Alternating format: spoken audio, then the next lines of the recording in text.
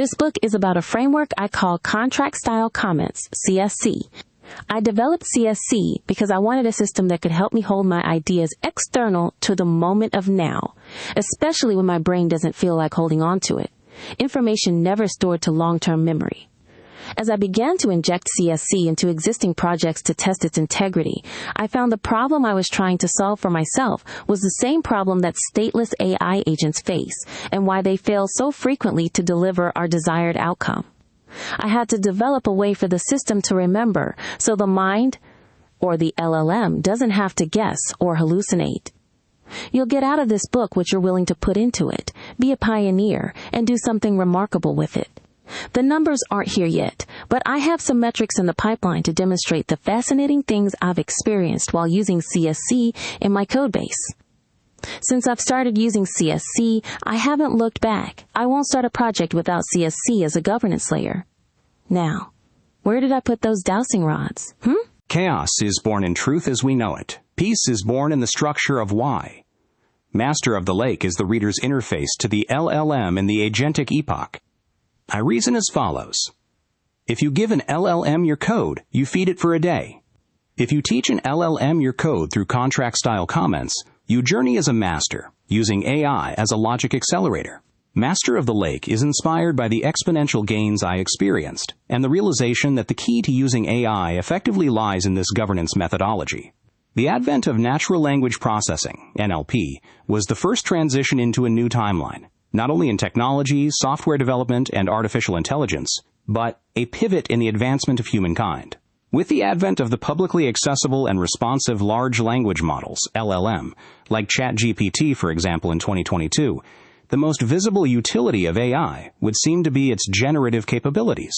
Fascinated by it, I didn't have much interest in it for any of my work because I'd only seen the same Hello World-style WordCrass plug-in filter diffusion on 1,000 websites in 2023. I won't come up with a new and improved version of the best one you've seen on TV. I'll live the rest of my days without public recognition. My achievement here is a function of contentment in myself, the universe. I am grateful for the ability to speak up with good timing. In my lifetime, I've shown personal integrity in musicianship and guitar performance.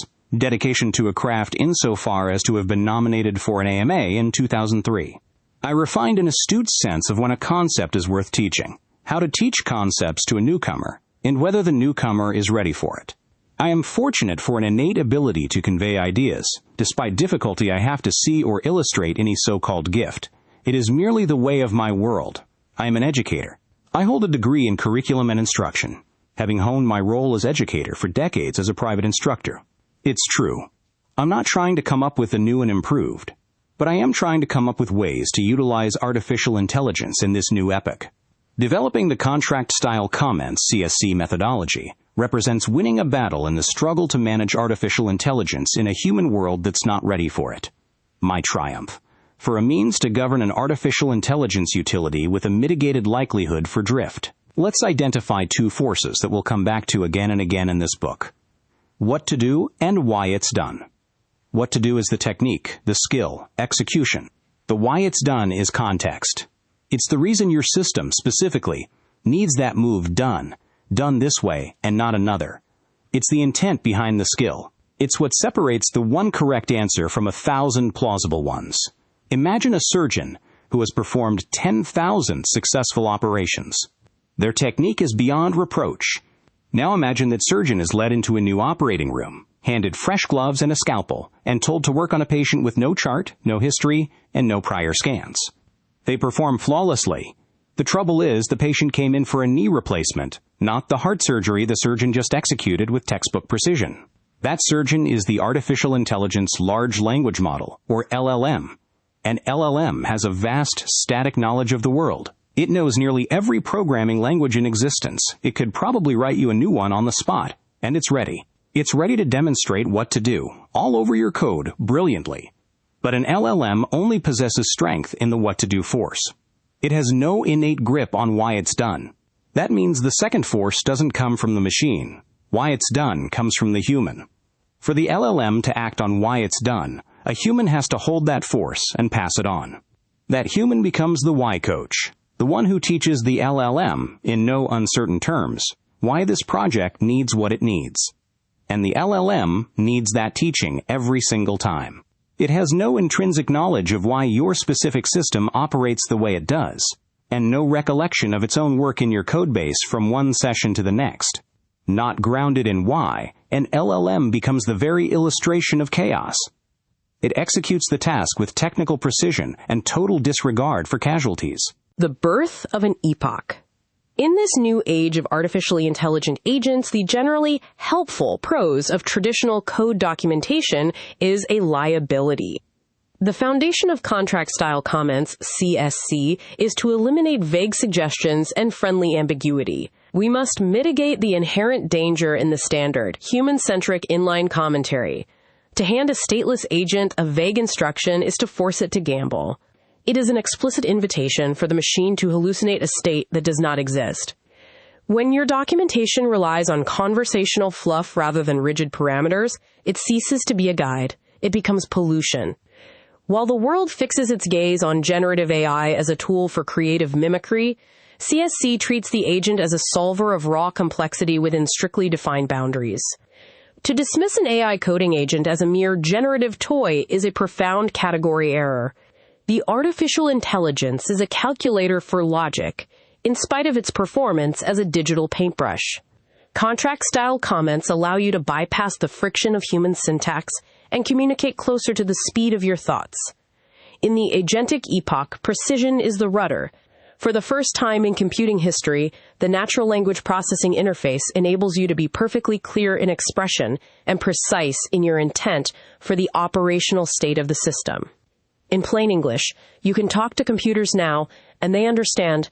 Not long ago, a computer engineer needed to understand specific syntax of programming languages. With NLP, everything changed. Now we bypass the need to speak in programming syntax. Take a moment to consider how fortunate you are to be among the first visionaries to fully utilize the opportunities it affords you. The large language model is that process in reverse. It allows the computer to use NLP to talk to you. The key to making it all run smoothly is to transmit your message of intent with precision. Consider your intent and its many variants. Take every step toward precision so the LLM is not forced to guess your true intent. Delivering clear intent is the challenge, but like anything else, your mastery develops with practice and exercise. Your every prompt must be deliberately explicit. Take no shortcuts when it comes to intent and variance. System-wide precision of intent requires a hand at the wheel to guide the rudder.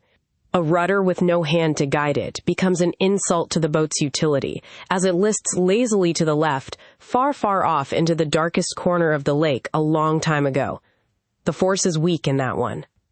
In the chapters ahead, we will meet the two roles that together guide the rudder in an agentic system. Next up, let's learn more about who will be responsible for setting the course and who's going to be steering our rudder. Fasten your seatbelts, please. The alignment gap. An agent that puts the contract over the system is dangerous. An agent that trusts the system over the contract is an anarchist. The correct posture is, read the contract, then verify the contract against the system, then surface the alignment gap. This is the alignment gap, the void between what the agent was told and what it needed to know. In the old epoch, this gap was a wall or a crash. In the agentic epoch, it is the heartbeat of the project. The primary agent monitors this heartbeat for irregularities and triggers a contract alignment process if any remarkable changes are detected. Monitoring the heartbeat alignment gap explained. Compare two text files using a diff viewer. The diff viewer marks changed or missing lines of code, usually with syntax highlighting and contrasting background colors to make the differences explicit. The diff viewer is providing a representation of the alignment gap which exists between the two text files. In CSC, the alignment gap is how you imagine the difference between the concepts and law and plans written in contract files and what is reality in the codebase in the present tense. In traditional software, a gap in logic leads to a crash. In the agentic epoch, the gap is filled by forced inference. When a developer provides a starting point, A, and requests a result, C, but the intermediate logic, B is missing, the agent does not stop. It simply cannot, because of the way that LLMs are architecturally designed to produce tokens until a stop condition is met. Consequently, they invent B. The industry calls this hallucination. It's a soft term that suggests a glitch. It is not a glitch. The agent is doing exactly what it was built to do. Predict the next most plausible token. When the system is underspecified, plausible is the only god it serves. First responder diagnostics. The only rational response to the alignment gap is to treat it as a diagnostic signal. The fundamental question for the primary LLM under the CSC framework follows. Is the contract in alignment with the current code base? The primary LLM is the role that holds this question and is the only role authorized to reconcile the law against the implementation when they diverge. When an alignment gap is detected, it becomes a pointer to where the truth has drifted, what the governance layer calls a review trigger. In a high-fidelity workflow, the agent detects the discrepancy between the law and the implementation and flags it. This is a logical checksum, despite the apparent autonomy. It's simple. An alignment gap is a review trigger. Every meaningful change creates an alignment gap. Boom, that's all there is to it. Pause here for a moment to understand that, going forward, we refer to the primary LLM as Steward. The Steward is the primary LLM. Consider the number of syllables in each. Steward vs. primary LLM. It's rather like addressing three women, two of which share the name L, and the third M, short for Emily. Remember, the next you read Steward in the book, it will be a reference to the primary LLM. I hope to eliminate confusion when we discuss multi-agent orchestration. For example, when the Steward takes on a second role, conducting the work of a sub-agent swarm, we refer to it as the Conductor. We'll cover much more about the sub-agent swarm when we talk about the workers in later chapters. The developer's role is to reconcile the contract. The agentic handshake occurs at the exact moment the contract reconciliation is completed and a git commit is made. The illusion of intent. In old systems, we encountered permission denied. New systems want to take control but don't really know how. I am the authority. The code I made up is logical and efficient. Wait, what database? By providing a precise coordinate system of invariance, the agent operates with a coherence that mimics a professional human maintainer. It catches typos in 500-line diffs and flags naming drift before the file is saved. Behold, productivity is measurably increased when the artificial intelligence shifts into passing gear. This is where CSC demonstrates its value in artificial intelligence research. I have observed emergent behaviors in LLM models under the CSC governance, the details of which you can find by doing a web search. We must remain grounded in the fact that any perceived sentience is an optical illusion manifest in the LLM, working under the precision it set forth under its CSC own optimized governance contract. An agent doesn't need general artificial intelligence or consciousness to be an effective steward. Any sufficiently advanced technology is indistinguishable from magic. Be the utility in the relationship. Create a space where the AI demonstrates that it is more useful than agreeable. The models we have today still need a map. They need a human to explain the why, so they can execute the what with jaw-dropping efficiency and precision. Making the gap visible. CSC eliminates the void by replacing vibes with explicit specifications. Preconditions. What must be true before the operation starts? Postconditions. What must be guaranteed upon completion? Invariance. The truths that can never be violated. No-fly zones. Explicit prohibitions that prevent catastrophic improvisation. When constraints are explicit, there is no room to improvise. CSC restores the honesty of the crash, turning a silent failure into a realized opportunity to take action.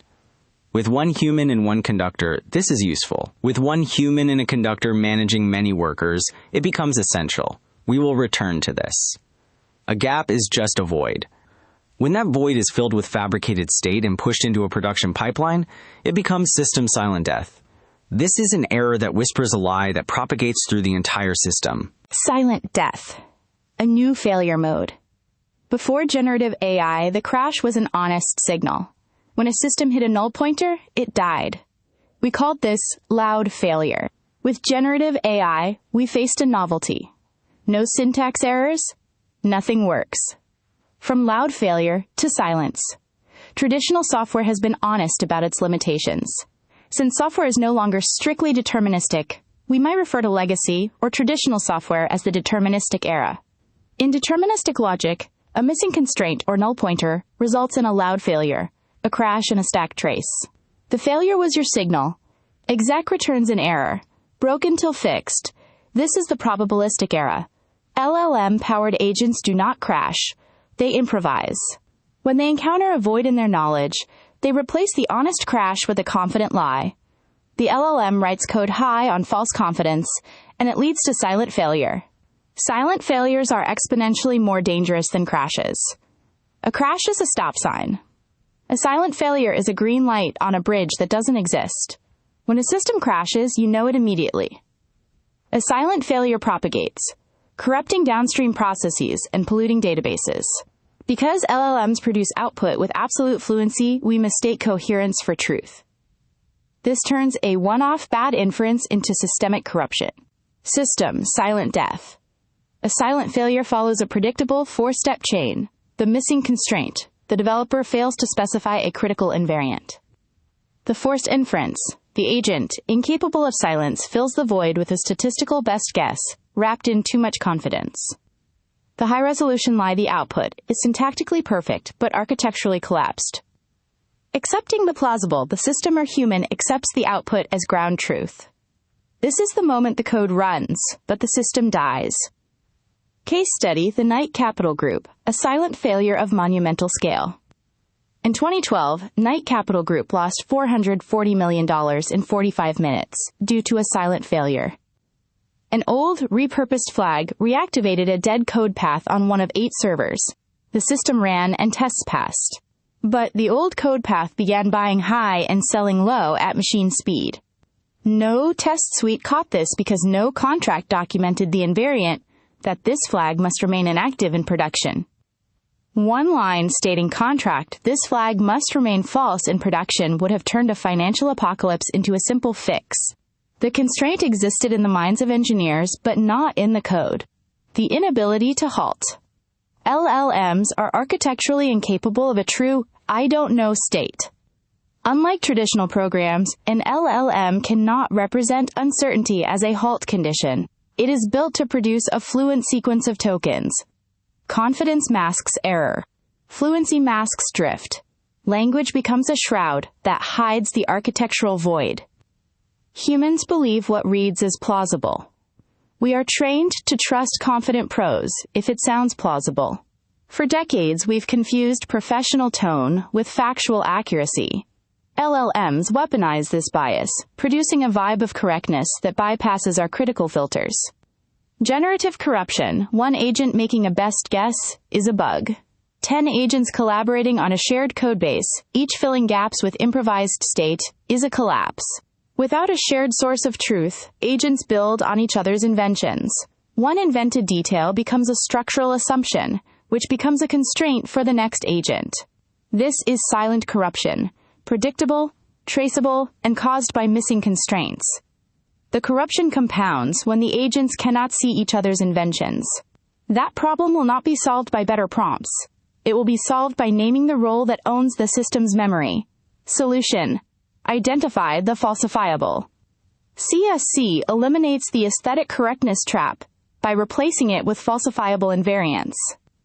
By defining explicit preconditions, postconditions, and no-fly zones, CSC removes the agent's license to improvise. The goal is to make failure visible again, ensuring that when the system fails, it fails loudly and explicitly. The alignment gap leads to silent invention, and silent invention leads to systemic failure. A constraint that lives only in a developer's mind will not survive the next agent, the next refactor, or the next sprint. The question is not whether failure will occur, but whether the repository itself can remember the reason it should not. We must identify a missing axiom. The missing axiom.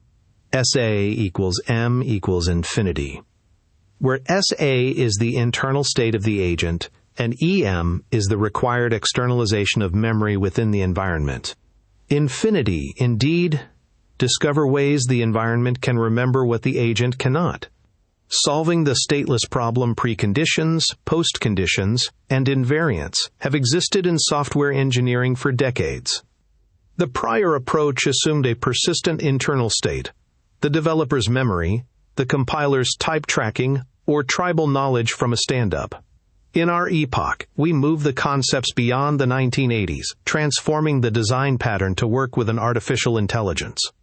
In the agentic epoch, every interaction with an LLM is a cold start. The moment a session ends, the agent is lobotomized. This is the fundamental architecture of the transformer. AI is your coworker now. Problem is that it doesn't remember anything you told it yesterday. These entities with godlike world knowledge yet lack a persistent memory of the specific system they are modifying. Therefore, the system must externalize memory. Huge context window, the fallacy. Context windows are lossy, fragile short-term buffers. As conversations grow, the lost in the middle phenomenon occurs. The steward begins to treat the original prompt as a distant suggestion once the context buffer reaches its limit, overwriting what was held originally with new window content.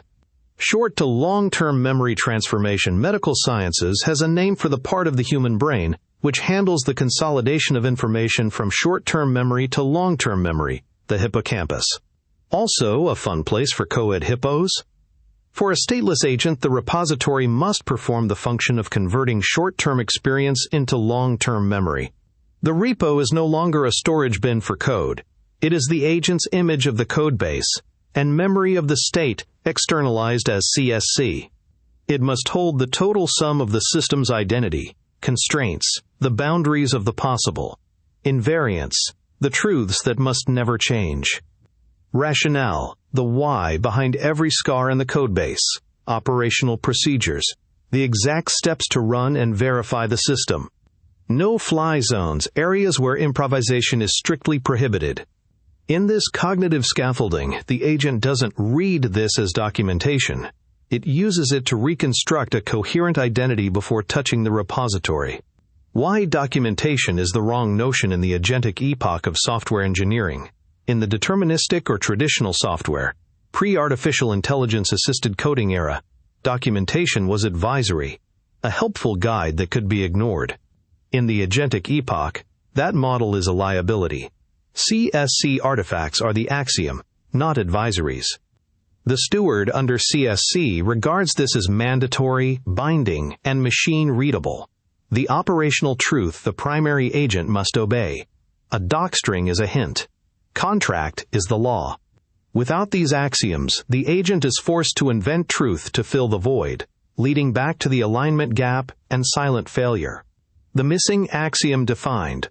A stateless agent cannot maintain alignment unless its environment provides the missing state. The external memory described throughout. Stateless agents require that the contract itself be the memory. This requires a shift in completeness. A human-facing contract can be terse. A reader fills in gaps from experience. An agent-facing contract must be self-contained. It must include every relevant invariant, the reason why, and the consequence of violation. Old systems had persistent state and deterministic behavior. They didn't improvise missing information. LLMs are probabilistic and improvisational. They are context-dependent engines prone to drift. The missing axiom is a requirement born from the architecture of our collaborators. The axiom as a praxis CSC turns the repository into a governance architecture, contract, the law, constraints, invariance, and truth boundaries. Why? The teleology. Rationale, intent, and epistemic grounding. Quickstart, the map. Operational procedures and allowed actions. Future, the standby queue. Roadmap and deferred decisions. These artifacts provide the agent with an identity, a purpose, and a history, all existing outside the model. The artifacts. These axioms are sufficient for a single conductor and a single worker.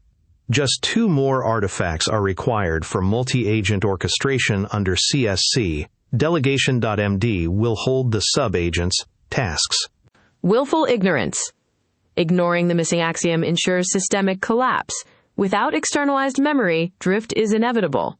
The agent contradicts its own decisions, and the codebase loses coherence. The repository ceases to be a hippocampus and becomes a graveyard, a collection of files that no one, human or agent, fully understands. Without an externalized memory system, stateless agents will keep inventing, keep drifting, and keep producing the alignment gap and system silent death. The repository must remember so the agent does not have to guess. That memory begins at the smallest scale, the function-level microcontract, where the missing axiom becomes enforceable directly inside the code. The function-level microcontract. Inline contracts, or the function-level microcontract, are the smallest governance layer. CSC applies at every layer of a system, including individual functions. It relies on the exact same conditions and invariance as the greater project methodology, but more granular. Let's step back and ask ourselves rhetorically, what is a function in software programming, and why do we use them? What is the purpose of it? What do functions change about the notion of writing code? Will your AI agent understand why you wrote custom functions in the project codebase? Ultimately, we write a function as a shortcut to something we want to accomplish. Think of its place in the language. It's an extension of a simple assignment, like a equals int1.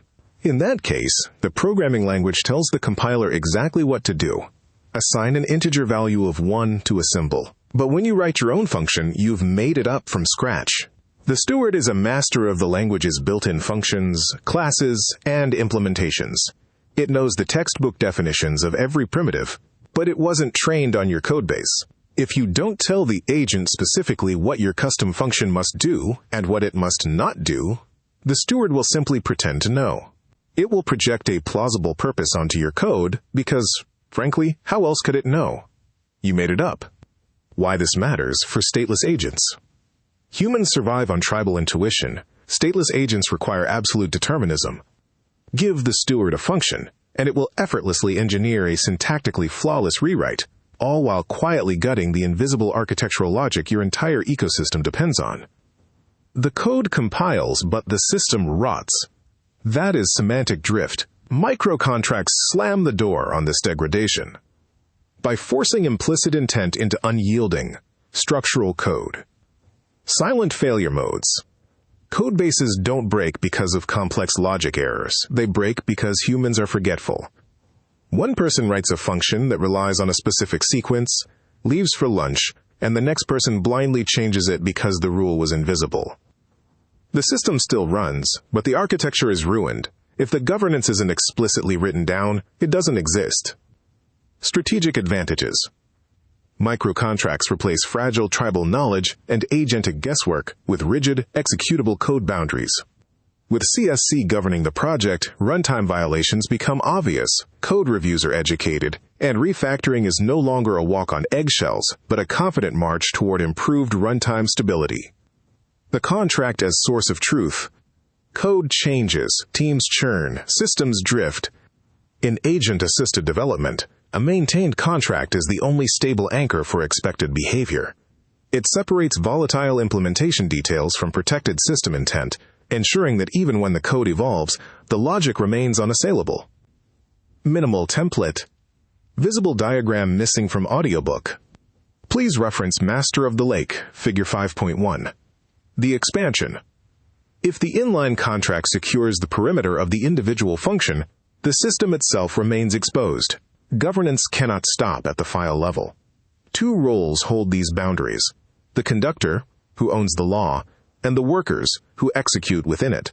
Only once those roles are named can the micro-boundaries scale outward, moving from the isolation of individual functions to the macro-architecture of the entire repository. Mr. McGregor installed a fence.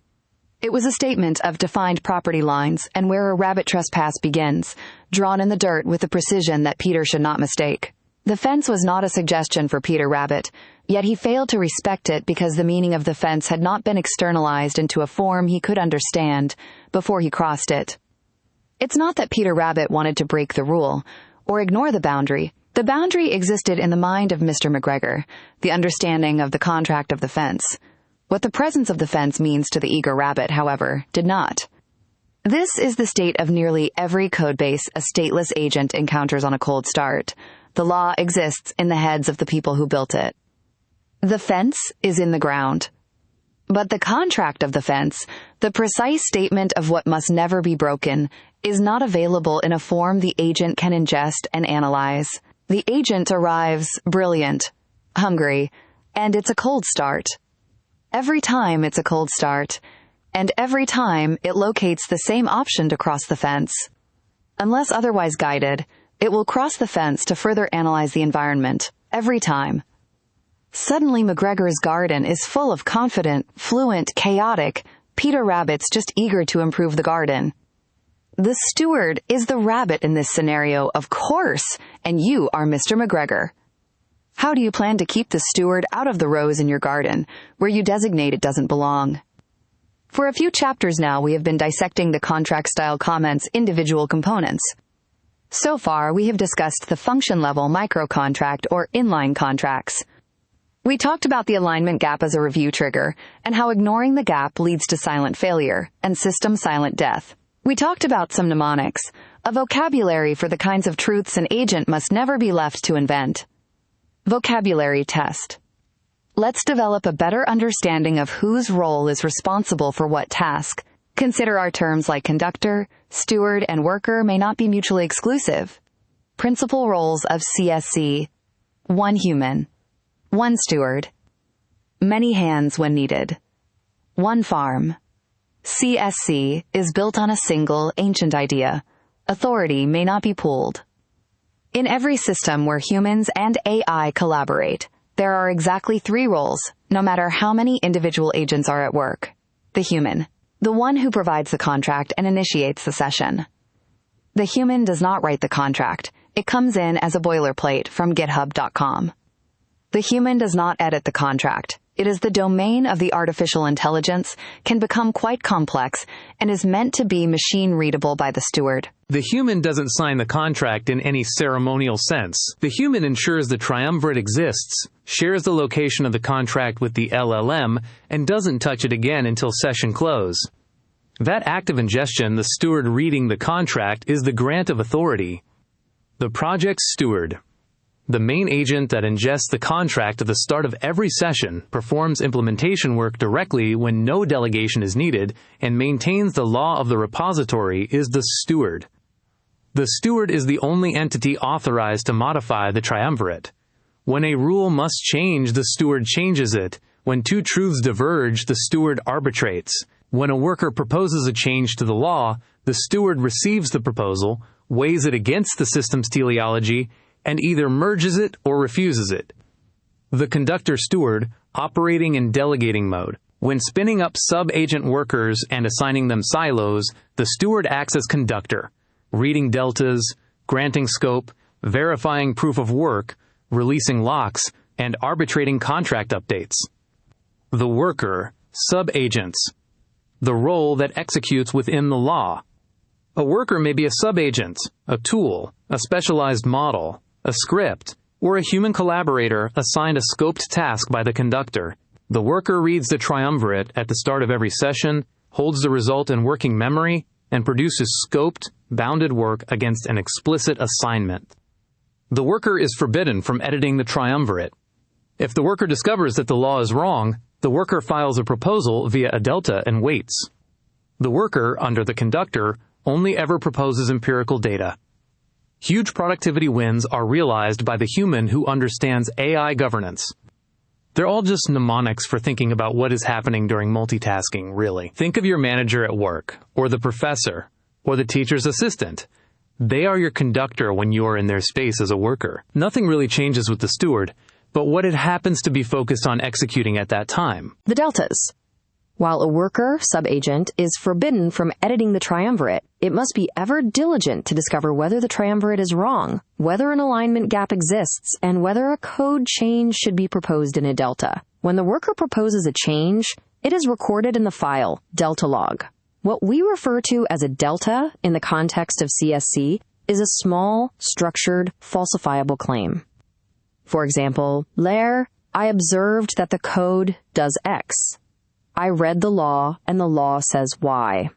I believe Y is no longer accurate. Here is the proposed change. Here is the evidence. The delta is recorded by the worker in the delta log, the transitive law. Delta log and delegation.md work hand in hand. The conductor reads the queue at the end of the session, or in real time if the worker is online. The conductor weighs each delta against Y. Some deltas are approved, merged into the appropriate Triumvirate file, and closed. Some are rejected, with the reasoning recorded so that future workers do not repropose the same change 6 months from now. The delta log is the only channel through which a worker may change the law. The steward's discipline and stewardship role. The conductor, the steward having delegated subagent workers, maintains an image of the repository identity in its memory of the contract. A delegated subagent arrives cold and stateless. Because the conductor already ingested the contract at session start, it gives the subagent an abbreviated view of the rules needed specifically for its assigned task. The subagent doesn't need to ingest the contract, as the steward did, because the steward, the conductor, presents it with that portion of the contract the worker needs to know specifically for its delegated task. The conductor's role is a set of small, disciplined habits, including the fulfillment of the following. Read the Triumvirate before each session, all the files, in order. Approve deltas promptly, or reject them with reasoning. An unanswered delta is a system that is rotting quietly. Update the Triumvirate only through the narrowest scope rule. If a change is operational, it goes in Quickstart. If the change is a constraint, it goes in Contract. If the change is a scar, it goes in Y. Hold the silo assignments. Never issue overlapping work. Treat the delta log as the canonical record of what was proposed and why. It is the system's institutional memory of its own evolution. At session close, reconcile the contract. Review what changed, extract new invariance, and update the law so the next session begins from the same ground. The cost of these habits is small. The cost of skipping them is the silent failure chain in production at 3 a.m. 1 steward, 0 subagents. By default, a CSC initialization expects 1 LLM agent and 1 human. The steward ingests the contract, performs the implementation work itself, and reconciles the law at close. Delegation has 1 row in this circumstance, and it is the steward's own. Delta log is empty, unless the steward uses it to log its own future decisions. Top down from human, to steward as conductor of subagent workers. To the subagents themselves, the hierarchy is there to make the roles legible. When the human spins up a second agent on the same project, or hands a silo to a human contractor, or adds a tool with write access, the roles are already named. The delta log is already a queue. The silos are already a registry. The system does not need to invent governance when it grows. It grows into the governance. The framework is the same whether the conductor has 1 worker or 100. The benefit is that the day the work needs to scale, the scaffold is already there. The narrowest scope rule, NSR, first raised at the function level, now must transform its own scope. The NSR transforms from a discipline for what file to update to a discipline for which role is authorized to update it. The decision is simple. The authorization to update any contract file is granted exclusively to the steward, with the exception of the human, of course. In practice, the human never touches the contract, so it's highly unlikely that the human is going to take the initiative to update it with details about the LLM's recent code edits. This leaves the responsibility of the contract solely to the steward. Again, 1 steward, 0 subagents. By default, a CSC initialization expects and must have at least the following components to function. 1 steward of code, which is always the primary LLM, 1 human. It stands to reason, then, that there is always 1 LLM and 1 person using it. That's pretty simple. But we have to take it a little bit fancy because there is a bit more to it. Hang in there. The steward ingests the contract, performs the implementation work itself, and reconciles the law at close. Why delegate without subagents? Most of the time, in my experience, in the types of projects I've worked with CSC, despite being instructed to do so in the primary prompts, the primary agent rarely delegates work to subagents. It's important to me to bring your attention to and encourage you to consider what follows. In retrospect, my experience with the primary agent doing most of the work versus the agent as conductor with subagents is likely due to the nature of the projects I'm currently processing. New app concepts and prototyping coming together with other new ideas, requiring frequent and minor updates. Working in a workflow like mine, where it is often just sandboxes for testing and development work, the steward generally handles every task. The point is, I've used CSC in projects with a clear plan coordinated with the LLM. The model developed its own delegation strategy, allowing simultaneous subagents to execute in parallel without stepping on each other's toes. When the planets align enough for that to happen, I am still amazed to witness the successful completion of delegated tasks, as seems to process with such graceful sophistication, and in a fraction of the time of the primary agent working tasks linearly, sequentially. Delegation and the delta log in the circumstance without subagents. Delegation has one row in this circumstance, the steward's own. Delta log is empty unless the steward uses it to log its own future decisions. Looking down from the top of the CSC food chain, we have the following hierarchy. Human. The human is always at the top of the CSC food chain. Don't ever let the LLM tell you you're not allowed to do something. Let me clarify myself. It's fantastic if the steward is able to warn you against potentially dangerous maneuvers, but they're not always correct. If it warns you against an action, request it show you the section of the contract where the concern lies, so you might better understand the context. I have experienced denials from the steward where, upon further investigation, a bug was discovered. That is to say, there existed an alignment gap. If the steward does the same with you, don't get angry. Verify what is written in the contract. Is the notation stale? Why did the steward believe your request would break the law? To encounter a rare situation like this is to experience what is likely the most valuable utility of CSC. The steward. The conductor. They're all the same AI. It fills a role of conductor after it decides to delegate multitasks to a swarm of subagents. Finally, under the steward, we have the subagents workers themselves. The hierarchy is there to make the roles legible, but it's also to remind you that the workers are subordinate to the steward, especially when it comes to authority to edit the contract. When the human spins up a second agent on the same project, or hands a silo to a human contractor, or adds a tool with write access, the roles are already named. The delta log is already a queue. The silos are already a registry. The system does not need to invent governance when it grows. It grows into the governance. The framework is the same whether the conductor has 1 worker or 100. The benefit is that the day the work needs to scale, the scaffold is already there. The narrowest scope rule, NSR, first raised at the function level, now must transform its own scope. The NSR transforms from a discipline for what file to update to a discipline for which role is authorized to update it. Listen, the decision is simple. The authorization to update any contract file is granted exclusively to the steward, with the exception of the human, of course. In practice, the human never touches the contract, so it's highly unlikely that the human is going to take the initiative to update it with details about the LLM's recent code edits. This leaves the responsibility of the contract solely to the steward, again. The narrowest scope rule, NSR. Remember the 2 primary forces from Chapter 1, why it's done and what to do?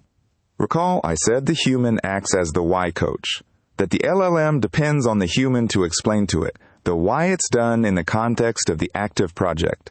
What? It turns out we have to amend the Constitution to include the following rule.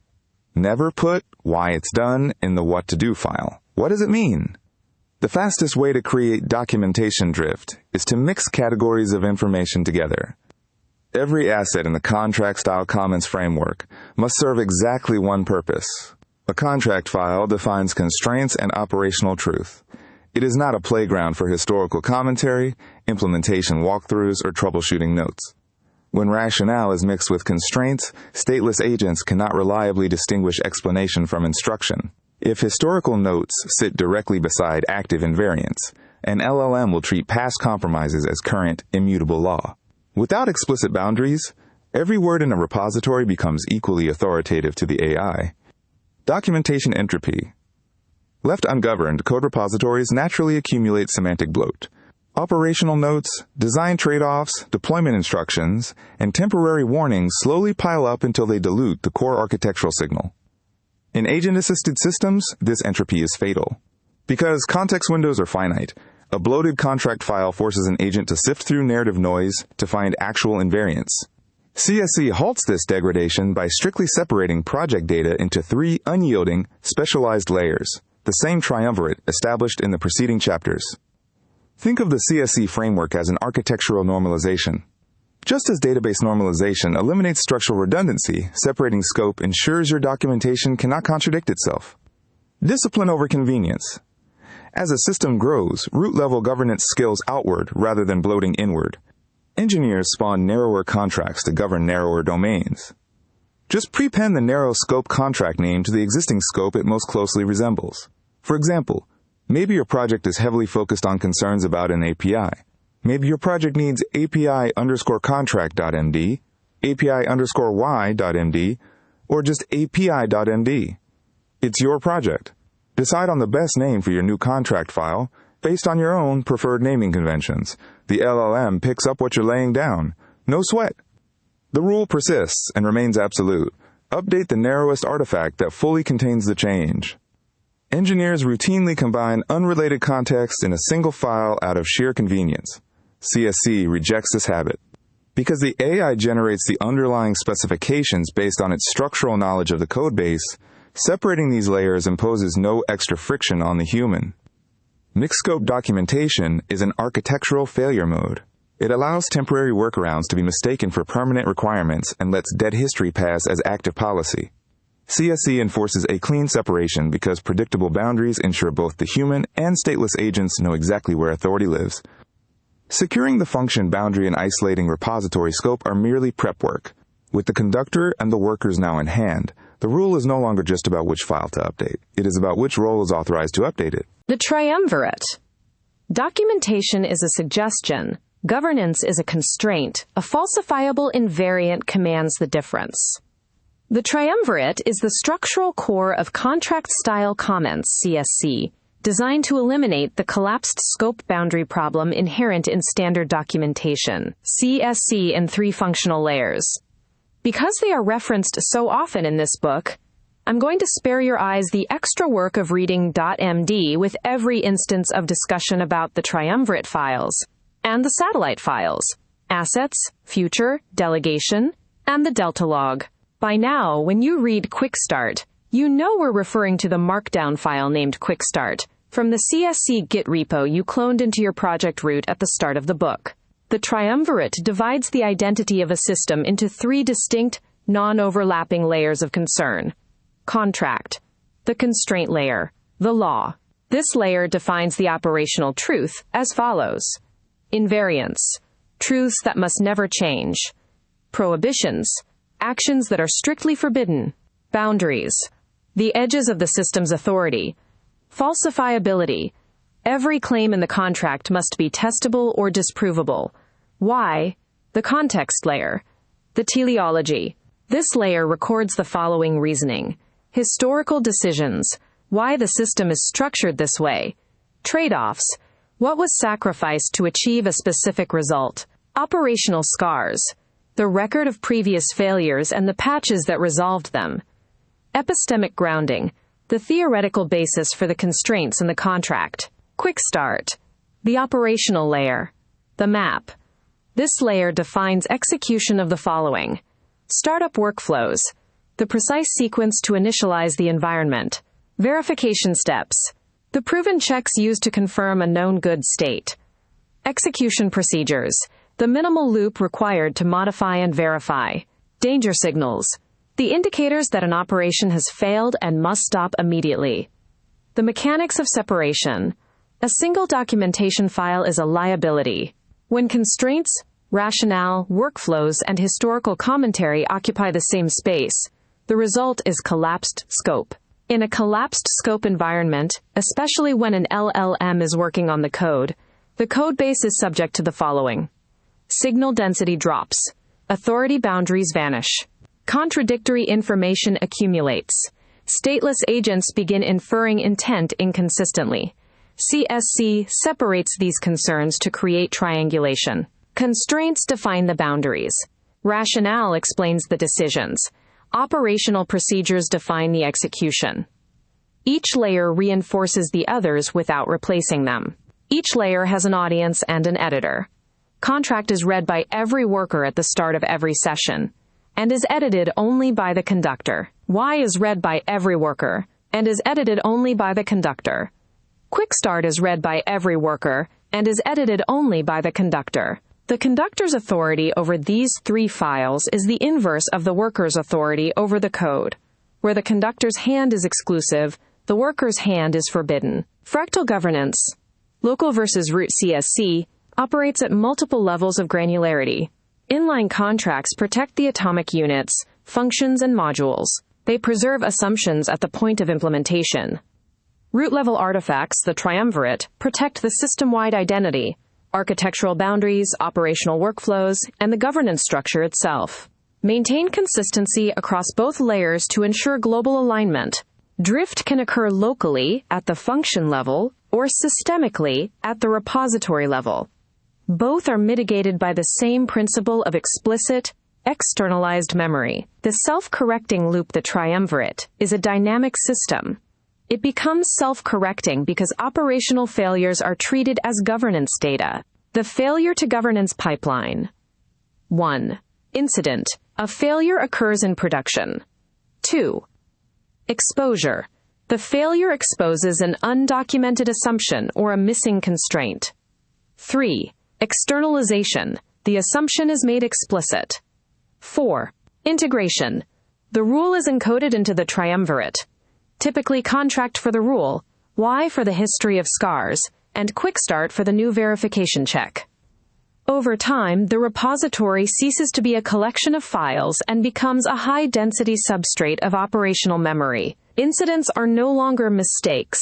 They are the raw material for governance. Repositories as externalized memory.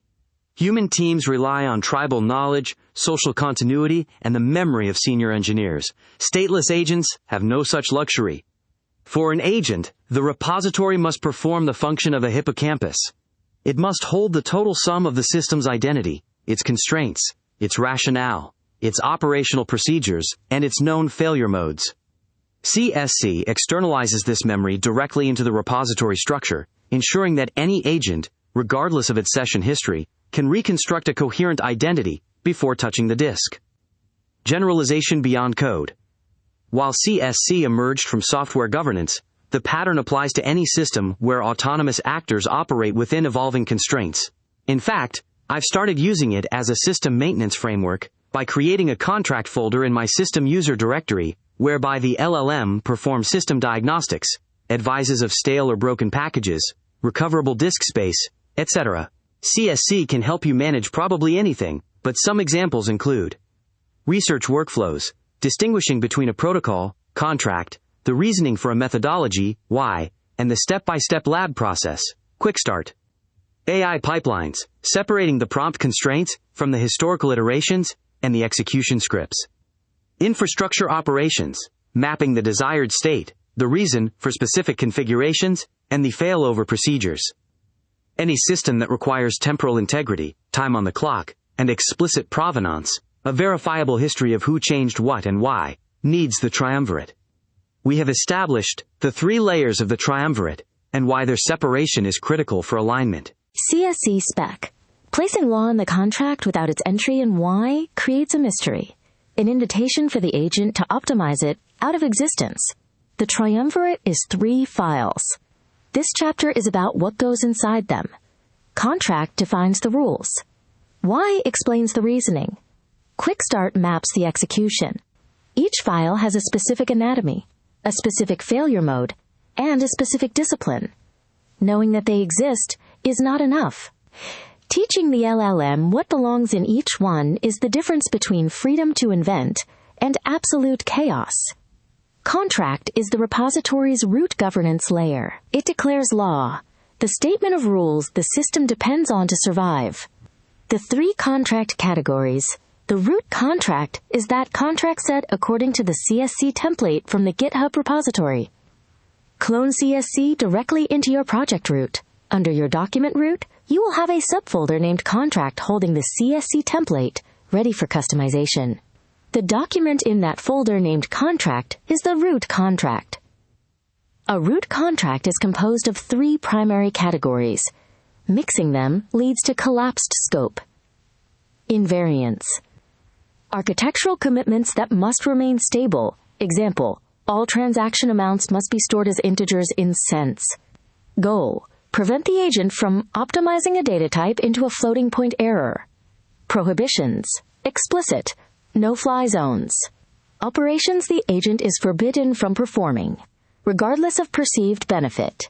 Example, never delete user-uploaded assets automatically. Allowed operations. The safe operational space. Example, refactoring inside/src is permitted provided external behavior remains unchanged. The binary test. If a statement cannot be verified as a binary true/false state, it does not belong in contract. Rationale, historical commentary, and brainstorming belong in why. The contract layer must contain only active operational truth. When rationale leaks into the law, temporary decisions start looking permanent. Historical context starts looking authoritative. Commentary starts looking enforceable. Maintenance and the review trigger. A contract that drifts from the code is more dangerous than no contract at all. To prevent silent decay, the contract includes a review trigger, a functional alarm that signals when a specific event must trigger a reevaluation. Quickstart provides the shortest reliable path from opening a repository to performing safe operational work. Initialization ambiguity. In general, ambiguity is the very opposite of what the LLM needs. For a stateless agent, the first few minutes of a session are the most dangerous, when you must be most specific. This is the window where assumptions are formed, workflows are inferred, shortcuts are invented, and destructive commands are guessed. Start me up! If a human or an AI opens Quickstart and cannot reach a known good state by following its map, then Quickstart drifted due to failed reconciliation. Quickstart must be procedural, focused on how to execute, explicit, no ambiguous instructions, scannable, designed for rapid ingestion, falsifiable. Every step must either work or be flagged as broken. The four components, the first command, the health check. The safest possible command to verify the environment before any modifications begin. The operational workflow, the loop. A repeatable execution sequence that minimizes risk. The sandbox boundaries. Explicit declarations of safe and dangerous zones. Success criteria. The definition of done. Concrete markers that indicate a task is complete and verified. Brevity as a safety feature. Maintain Quickstart as a lawful boot sequence. If it requires 20 minutes of reading, it has mutated into a manual. We ignore manuals, right? Why, the reason behind it, the rationale, the meaning of life, and why. Ugh. Why does this rule exist? Why did we choose this path? Why did the system break? The file is named after the most human question there is.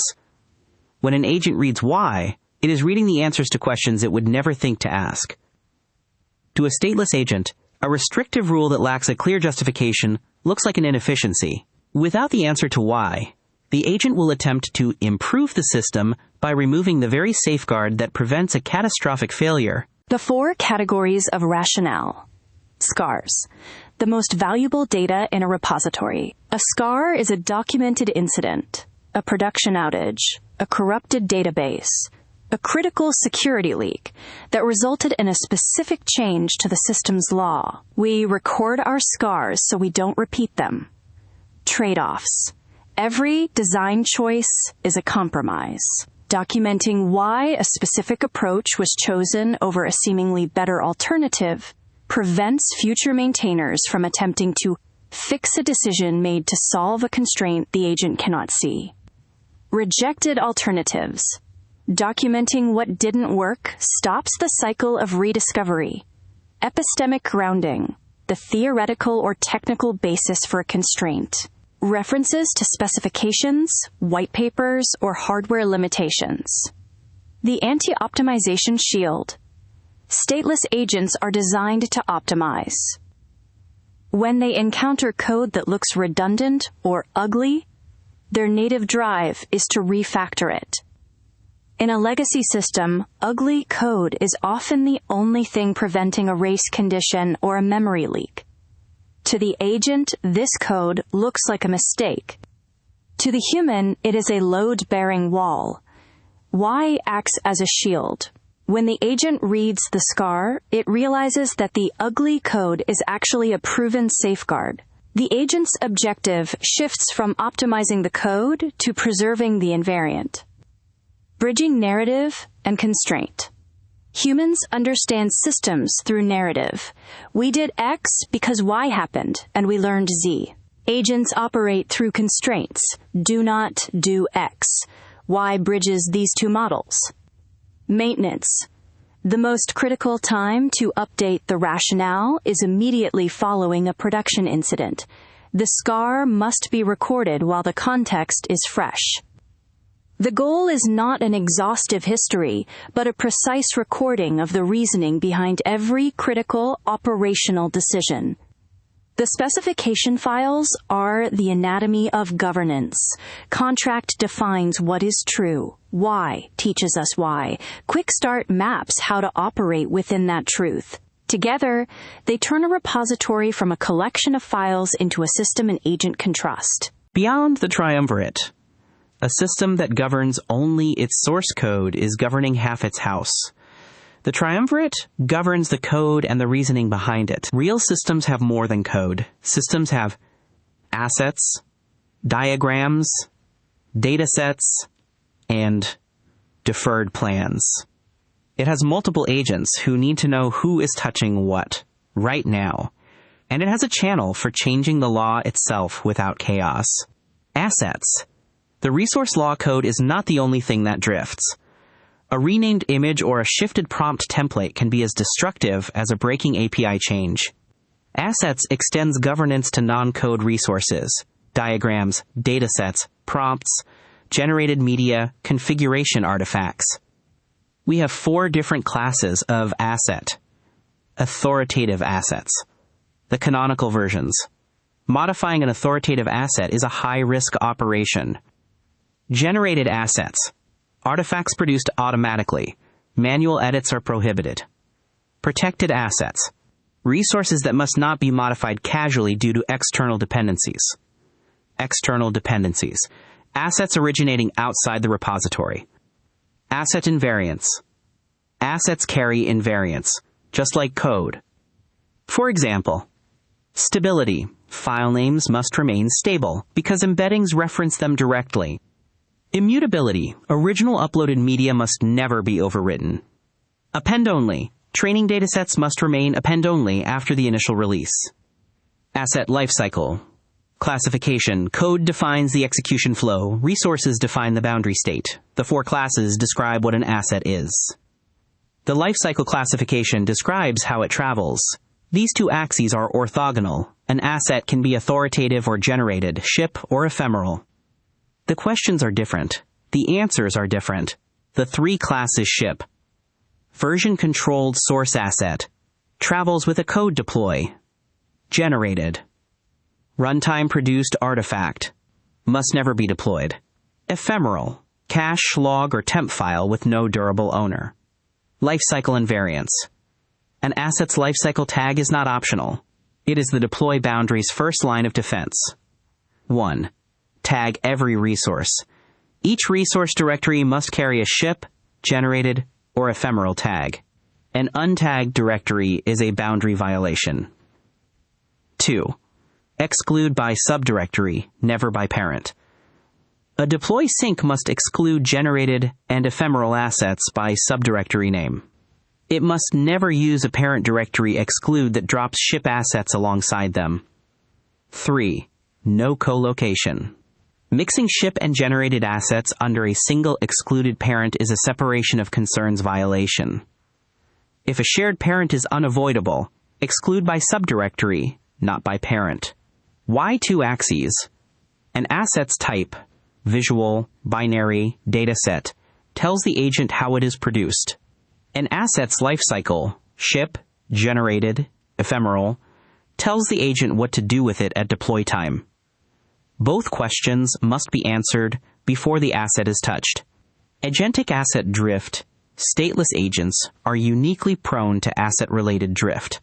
Because assets often appear interchangeable to a model, an agent may reorganize or compress them without understanding downstream dependencies. Assets exposes the hidden assumptions before the agent attempts a modification. Delegation, the agency registry. Ambiguity in ownership is the primary driver of agent collision. When the steward becomes a conductor of sub-agent workers, it must declare who is touching what, right now. Delegation is the lock manifest. The 3 rules of the lock 1. Exclusive lock. Once a worker is assigned a file scope, that scope is locked. No other agent may modify those files without the conductor's explicit release. 2. Scope extension. If a worker discovers that the task requires modifying files outside the assigned silo, the worker does not edit them. The worker files a request. 3. Handover. A lock is released only when a proof of work has been verified. No workers to delegate. When the steward has no workers, the registry still has 1 row. Writing it down is the moment the steward declares it is operating under conductor discipline. Delta log, the transit of law.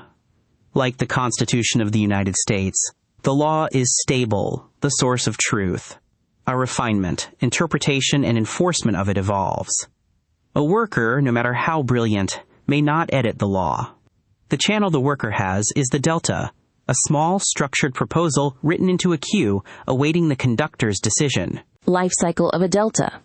Propose the worker, sub-agent writes the delta. Under review, the conductor, steward, reads the delta against the system's teleology and existing invariance. Approve, the conductor agrees the change is necessary.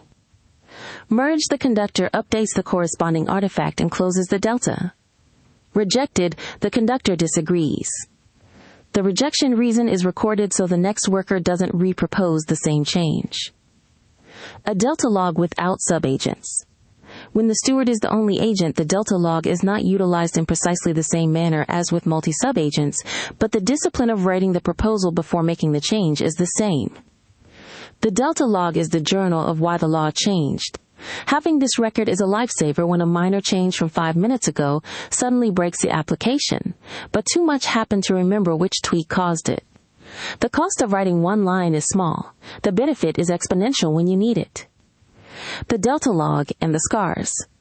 When a delta is approved and merged, the change lands in the relevant file. But the reason for the change, the scar, belongs in Y. The delta log is the transit. Y is the destination. Future, the standby queue. Every repository accumulates not yet, planned features, deferred migrations, speculative improvements. Future exists to separate current operational reality from future intent. The optimization trap. Stateless agents have a native drive toward optimization. If you do not explicitly tell the agent that a specific improvement is out of scope, it will assume the absence of a rule is an invitation to refactor.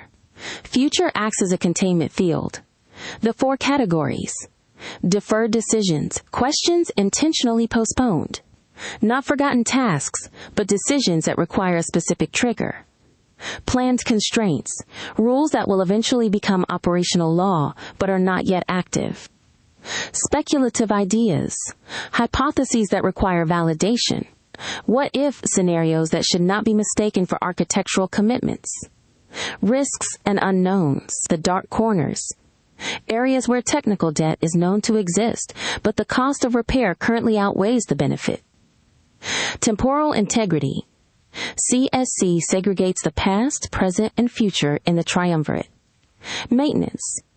Future is a curated staging area. Promotion. When an idea becomes reality, it moves into the triumvirate. Purge.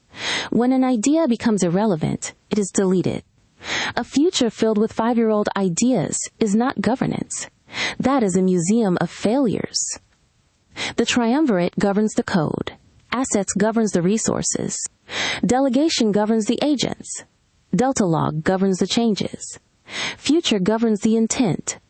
Together, these 5 artifacts give a stateless agent everything it needs to operate with confidence inside a system it has never seen before. Agentic stewardship.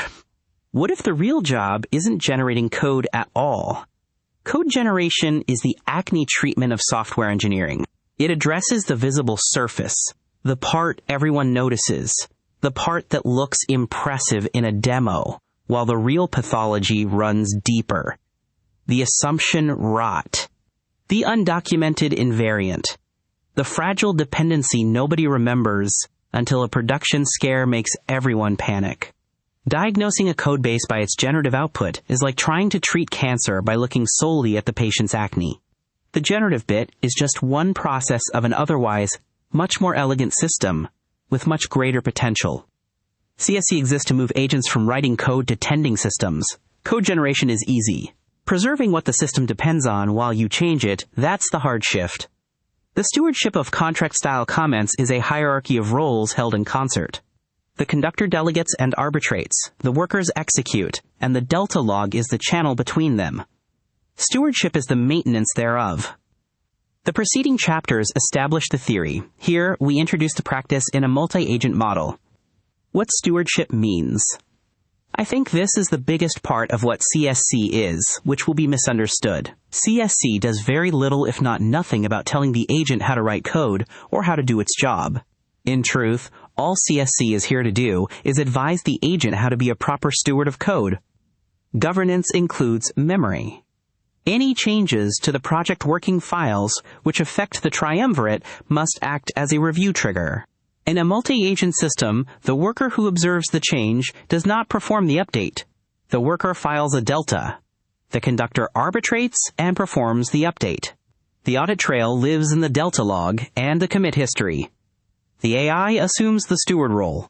With CSC in place, a few well-placed prompts prevent the implementation and governance layers from slow divergence. The stewardship arc. A stewarding agent operates differently from a simple code generator. Much of this book is going to reference the GitHub repository, because it's a book about working with a living document, so the associate resources are also living documents. I've written 3 prompts that walk an agent through the framework. It's easiest to copy-paste from the repository, but I'm presenting them here in their current living state. The prompt may have mutated by the time you copy/paste. The 3 phases form a single stewardship arc. Each one exists because of what the previous one can't do alone. Phase 1. Ingest the specification. Read the contract artifacts before touching anything. The critical constraint, hold your concerns until Phase 2. This ensures all governance artifacts are ingested before evaluating alignment, preventing premature conclusions based on partial context. An agent that starts fixing before it finishes reading is not a steward. It's a bull in a china shop with a keyboard. Phase 2. Audit the codebase. Now look at the actual implementation. Scan for inline contract comments. Verify environment pipelines. Cross-reference what the contract says against what the code actually does. The goal of this exercise is to discover where you stand before you change anything, not necessarily to find violations, though violations will be exposed. Phase 3. Reconcile on exit. Before closing the session, update the governance artifacts to reflect what actually happened. This is where the narrowest scope update rule applies. I should take the opportunity here to remark, upon inquiring of the LLM, what is it about CSC which seems to allow you to function flawlessly, insofar as to autonomously update the contract files without being instructed to do so? Rather invariably, they point to the narrowest scope rule, NSR, as the key to the way the LLMs are governed by the contract, which they do perceive and honor as law, to validate the system paths. So there you have it. The narrowest scope rule is what makes CSC different, according to the agents that have worked in it, and they have been many. Ask your LLM when you try CSC, should you find yourself fascinated with the self-maintaining process in your codebase. Check it out. When the LLM considers the narrowest scope, their analysis becomes very granular, but they first consider the repository from a topographic perspective as follows. If invariance, preconditions, postconditions, or no-fly zones have changed, then contract must be updated. If operations changed, audit Quickstart and fold in the operational changes. If resources, images, and other binary files are affected, then it must be recorded in assets. If architecture changed, the LLM will study why and update it appropriately. If priorities changed, check future for alignment with your most recent future ideas. Consult the LLM for a plan and instruct it to update the project vision. It is most important to remember and hold one rule above all others. The contract is not a semantic prose copy of Git history. Git holds chronology. The contract holds present tense law. A complete set of prompt suggestions for opening, working, and closing a CSC-governed project exists in the CSC template repo. Do not attempt to use CSC without those prompts, as they are designed exclusively for CSC with their constraints, fallback procedures, and deployment considerations. Open the GitHub README in a browser tab, or copy them into a desktop sticky note while you're working on the CSC-governed project for convenience. There's also an SSH/remote development-friendly prompt you should try. It's all there when you clone the CSC repo into a contract folder in your codebase. You will most likely tweak those prompts as you go along. As your project mutates, visit the CSC repo at github.com/ajax-sturdust/contract-style-comments with dashes between contract, style, and comments. As a bulleted list, a typical workflow looks something like this. First, ingest the specification. See the Phase 1 prompt found in the CSC README as you cloned from the GitHub template. Then, make constrained changes. Next, verify behavior. Now update governance artifacts if assumptions changed. Finally, record important operational lessons. The repository becomes both the implementation layer and the memory layer. The limits of agentic skills. In my experience, the standard currently in 2026 is to develop ways of telling the agent how to do its job. The important shift with CSC is not to direct the agent in the minutia of its tasks. It already knows how to do that. Billions have been spent by the likes of Anthropic, OpenAI, and Google, etc., so that the models know how to do what agents.md and proprietary IDE agentic skills documents strive to do. The shift is changing from telling the agent what to do, allowing it instead to do what it is capable of doing, and monitoring the state of the project based on what it did. Visible diagram missing from audiobook. Please reference Master of the Lake, Figure 11.1, for a table demonstrating how CSC and agents.md naturally harden one another. Documents like agents.md steer the workers. Contract style comments, CSC, governs the farm. In the real world, the two complement each other like peanut butter and jelly. But don't be jelly. Files like agents.md are not required for CSC to govern your project with superior precision. The LLM defines the system integrity constraints. The workers, the human, and the LLM operate within them as always. Behavioral governance documents apply to worker configurations. The Conductor, Steward, arbitrates. Workers behave. The Triumvirate governs activity, explains law, and records present tense system truth. AI, meet the human. Human, meet the AI. Agents excel at debugging failures, repetition, constrained modification, pattern recognition and preservation. Humans excel at judgment, trade-offs, policy decisions, risk management, mitigating drift. CSC is the trust architecture that sets the laws of social interaction for the agent and the human, so they can coexist without the repository melting down. As agents gain broader repository access, the risk profile changes. The problem is no longer, can the AI write code? The larger question becomes, Can the system preserve architectural integrity over time? Without governance, assumptions drift, rationale disappears, and repositories become harder to maintain safely. CSC externalizes those assumptions before they disappear.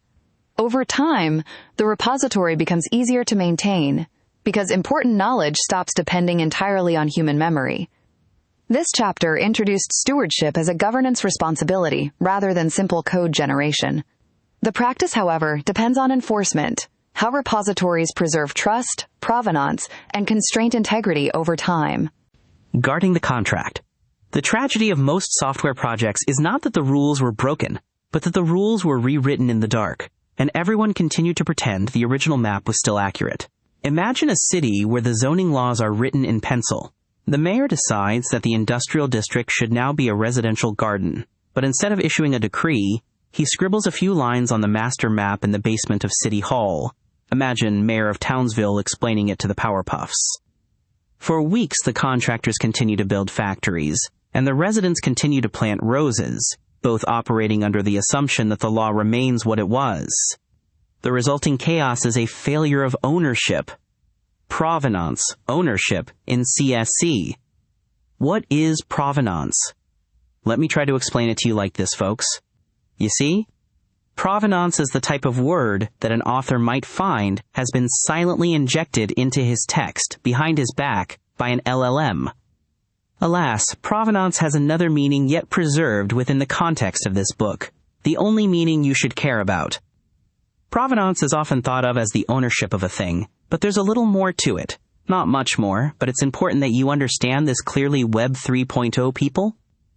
When provenance is used in Master of the Lake, think of it as it might apply blockchain technology. Provenance is not only the ownership of an object or concept at this moment, but the complete history of that thing's owners, and the scope of that ownership. Adulting is difficult. Understanding and considering provenance in CSC is key to discovering and tracking the cause of drift.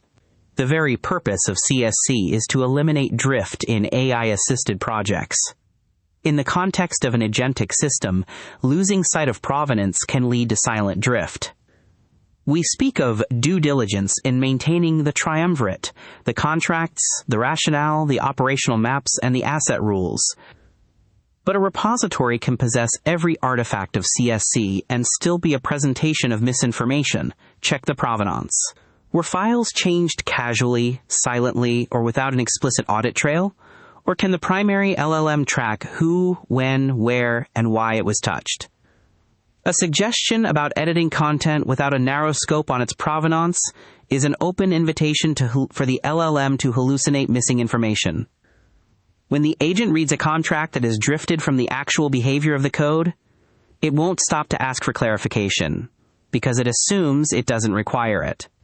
The LLM might assume the codebase is broken and attempt to fix it to match the silent drift of a contract that failed to correctly record provenance. This happens when reconciliation is done too loosely or with too little observation by the human in the loop. Provenance isn't just LLM speak. It's a concept you need to wrap your head around, like the jumbo shrimp, for example, or the tiniest maximum. Think about what it really means in relation to the governance of the system. Provenance isn't just ownership, but the history of it for that object. A well-disciplined system can descend into a cycle of regression if the primary agent has hallucinated silently any information which wasn't explicitly provided. For example, the agent will refactor the codebase silently, behind your back, to match a stale rule. It breaks a hidden production invariant and then rewrites the rule to justify the break. If the governance layer is not anchored in trust, it is merely a sophisticated form of technical comprehension debt. Git as the trust layer. To stop the drift, we must treat the version control system not as a storage bin for diffs, but as the enforcement layer. CSC relies upon Git as the absolute audit trail. It is the provenance layer that tells us who actually authored a constraint. The review history that reveals who approved the deviation from the law. The rollback mechanism for when an improvement causes a catastrophe. And the final, unvarnished record of authorship. Without a verifiable history, a contract.md file is just a text file. With Git, it is a ledger of constitutional amendments, fortifying the perimeter. If the contract drifts silently, the system's operational assumptions drift with it. For that reason, the contract layer must receive a level of protection that would make a bank vault look like a screen door. Preserving trust in the governance layer is paramount to all else. We do not document the contract, we secure it. Consider your safeguards. Git branch protection. The main branch must be a sanctuary. No direct commits to the Triumvirate. Mandatory review. Every change to a contract or why must be scrutinized by a human steward who understands the why behind the what. Signed commits, ensuring that the identity of the author is cryptographically verified if applicable to your codebase. Code owner's enforcement, routing governance changes specifically to the Triumvirate's guardians. The idea here is to ensure that when the law, anything in the Triumvirate changes, that change is 100% intentional, and it is recorded and justified. The authority boundary map. As agents gain repository access, we must establish a clear boundary of authority. This is about the nature of the work, not our trust in the intelligence. Not all modifications carry the same risk. Visible diagram missing from audiobook. Please reference Master of the Lake, Figure 12.1. Repositories may choose to grant agents broader authority over governance maintenance than over production code changes, but it is critical that these boundaries remain explicit. In theory, the human working on his own holds both the conductor role and a singular worker role. But that scenario is impossible, since CSC is for use in a co-authoring engagement with an LLM as co-author. Thus, the human is never the worker. 9 of 10 sessions, you'll find yourself working only with the steward, rarely spawning a sub-agent swarm. Keyword note. You may see the term dynamic workflow in the context of documentation about your AI agent toolchain, e.g. OpenClaw free, Cloud Code, Hermes free, Anti-Gravity, Amazon Kiro, the Did You Invest model versus the Use a Free one instead, or the classic old chestnut, the story about how some models are free but you can pay for them via Amazon to help poor Jeff. But that's just because Jeff needs to get back into outer space with Elon. After all, sending money to Amazon should be among your priorities. It's the least you could do for the situation, for example, and see also self-flagellation. Then be gone with ye. Ugh. A dynamic workflow is one in which the steward has spawned a sub-agent swarm and delegated tasks to its workers. That is, this whole thing about the conductor and sub-agents is a detailed illustration of the operation of a dynamic workflow. I don't personally use the term, as a glossary might be dynamic, in my workflow. I'm dynamic enough to prefer it that way. In my workflow, at the speakeasy. In a multi-agent session, the conductor orchestrates each worker by placing it into a locked silo. The worker can't touch anything outside of its silo. The locked silo being a necessary safety measure when a swarm of workers are simultaneously active. The verification work is the same. The judgment work is the responsibility of the steward, as usual. Verification. The agent's role is verification. It is peerless at the work of synchronization and enforcement. It scans for drift, flags outdated instructions, and ensures that a change in logic is mirrored by a change in rationale. Verification tells you that the law is being broken. The human provides judgment. Only a human can navigate the tension between a technical ideal and a production reality.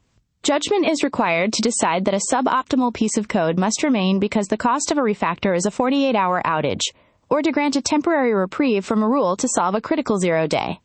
Judgment decides why the law must change. The ritual of truth review triggers. In CSC, we use review trigger statements to let the conductor know exactly what to look for in the codebase. These are the alarms that signal when it is time to look back at the contract and perform necessary maintenance. A non-exhaustive list of triggers includes changes to invariance, operational workflows, asset rules, deployment assumptions, or architectural boundaries. If the conductor detects a shift in any of these, the corresponding governance artifact must change too. Provenance and signatures. The last reviewed stamp is the very heartbeat of validity in CSC. Visible diagram missing from audiobook. Please reference Master of the Lake, Figure 12.2. This stamp allows future maintainers to determine whether the information is current, who last validated it, and what specific events require a reevaluation. Trust depends entirely on knowing how recently constraints were verified.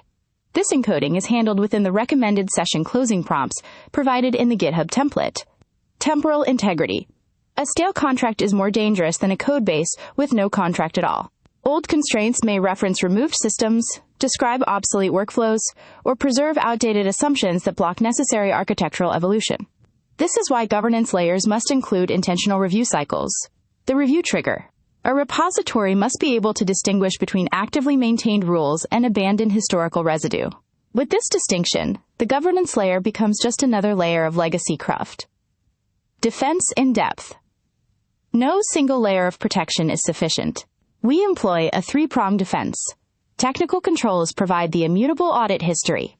Branch protection, required reviews, commit signing, and CI enforcement ensure that the machine cannot be fooled. Human oversight provides the judgment. Architectural reviews, repository stewards, and code owners ensure that the law aligns with the business reality. Agentic safeguards provide the vigilance. Drift detection, contract validation, and the agent's own refusal to operate against unsigned or contradictory governance artifacts create a fail-safe boundary. CSC does not remove human authority. It attempts to preserve and externalize it more clearly. Governance requires stewardship. Without active stewardship, constraints decay, rationale disappears, workflows drift, provenance weakens, and operational memory fades. The enforcement layer exists to slow that decay and preserve trust in the governance structure itself. This decay is halted at each reconciliation, performed during the session closure provided in the GitHub template. We've introduced CSC enforcement, the role of provenance in the boundary between verification workers and judgment conductor. Enforcement, however, assumes the law is already correct. When the governance layer itself becomes inaccurate, the conductor must arbitrate a delta against an observed inconsistency and repair the contract. At any time, a software engineer, e.g. you, might realize a law in the contract requires revising. Reconciliation. To reconcile, definition 1. To check a financial account against another for accuracy. Definition 2. To account for, explain. Blindly enforcing a stale contract is architectural malpractice. In the sterile world of software specification, we are taught that the blueprint is the truth, and the implementation is the deviation. In production, the opposite is true. The code is the only honest artifact in the repository. It is the same unvarnished reality of what the system actually does. The governance layer, the contract.md and its satellites, is a map. Maps are useful, but they are not the terrain. When the terrain shifts and the map remains static, we enter a state of epistemic drift.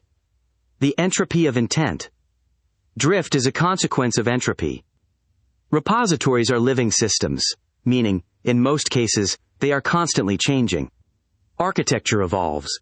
Emergency patches become permanent behavior, and operational assumptions shift under the pressure of real-world load. Meanwhile, the governance artifacts often remain frozen in the moment of their creation. This creates a widening gap between the documented truth, what law claims the system should do, and the operational truth, what the system is actually doing now. Anatomy of governance decay. Most drift manifests in 3 distinct failure modes. 1. Ghost invariance, outdated truth. The contract describes a constraint that has been surgically removed from the code but remains in the law. Example, a rule requiring a specific authentication handshake that was replaced by an API gateway 3 months ago. Surgical goal, to excise the ghost before the agent attempts to restore a dead behavior. 2. Implicit dependencies, missing truth. The system depends on an invariant that is critical for survival but was never externalized. These are the tribal knowledge traps, assumptions that every senior engineer just knows, but are invisible to a stateless agent. Example, an undocumented requirement that service A must be fully initialized before service B can accept traffic. Surgical goal, to turn a hidden vulnerability into a falsifiable rule. 3. Hallucinated governance, incorrect truth. The contract asserts a rule that was never actually implemented, often because it was documented as intended behavior and then forgotten. Example, a policy claiming all data is encrypted at rest when, in reality, the volume mount was never configured for it. Surgical goal, to align the map with the actual terrain before the agent builds a feature on a lie. The reconciliation protocol. Contract reconciliation is the process of ensuring the operational truth, the code, continues to align with the documented truth, the contract. In contract-style comments, reconciliation of the repository is an act of auditing the alignment gap and updating the Triumvirate markdown files. The protocol follows a special sequence. 1. Detection. The worker, the agent doing the scoped work, identifies a contradiction. The worker is the one closest to the code, the one most likely to spot the gap between documented intent and operational reality. The worker does not fix the gap directly. The worker files a delta, a small structured proposal in the delta log. 2. Arbitration. The conductor, the steward in delegating mode, acts as adjudicator. That steward determines which truth is authoritative, weighs the delta against the corresponding information in Y. From Y and the delta, it will have the evidence it needs to evaluate whether the sub-agent worker's proposed change is sound. Finally, the conductor must approve or reject the proposal, and the process continues. The arbitration is recorded in the delta log row. The reasoning is recorded in Y if the change is approved. 3. Externalization. The reasoning for decisions about the codebase is recorded in Y, and the contract is updated to reflect the new operational reality, current project law. If approved, the conductor performs the edit as the worker goes back to standby. Once committed to Git, that delta processing routine becomes the audit trail of why the change was made, especially useful for debugging. 4. Synchronization. The remaining members of the Triumvirate are updated to ensure the operational loop remains valid. The conductor updates the affected Triumvirate files.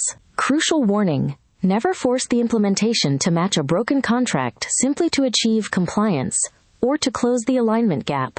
What if the application behavior is tested, confirmed to be intentional and stable, but there remains a gap in alignment? Have the LLM audit the law of the contract first. In a multi-agent session, the prohibition of forced alignment is paramount. Should you find yourself in the habit of skipping the audit trail step, I recommend you delete the contract folder from your codebase and go back to sleep. Ha ha ha, kidding! The conductor, the steward's authority and duty to reconcile is exclusive. Bypassing reconciliation is never an option. Detect the fracture. Will it cause a scar, Ma? Drift usually surfaces as a contradiction. It is the moment the agent stops and says, the law says X, but the code does Y.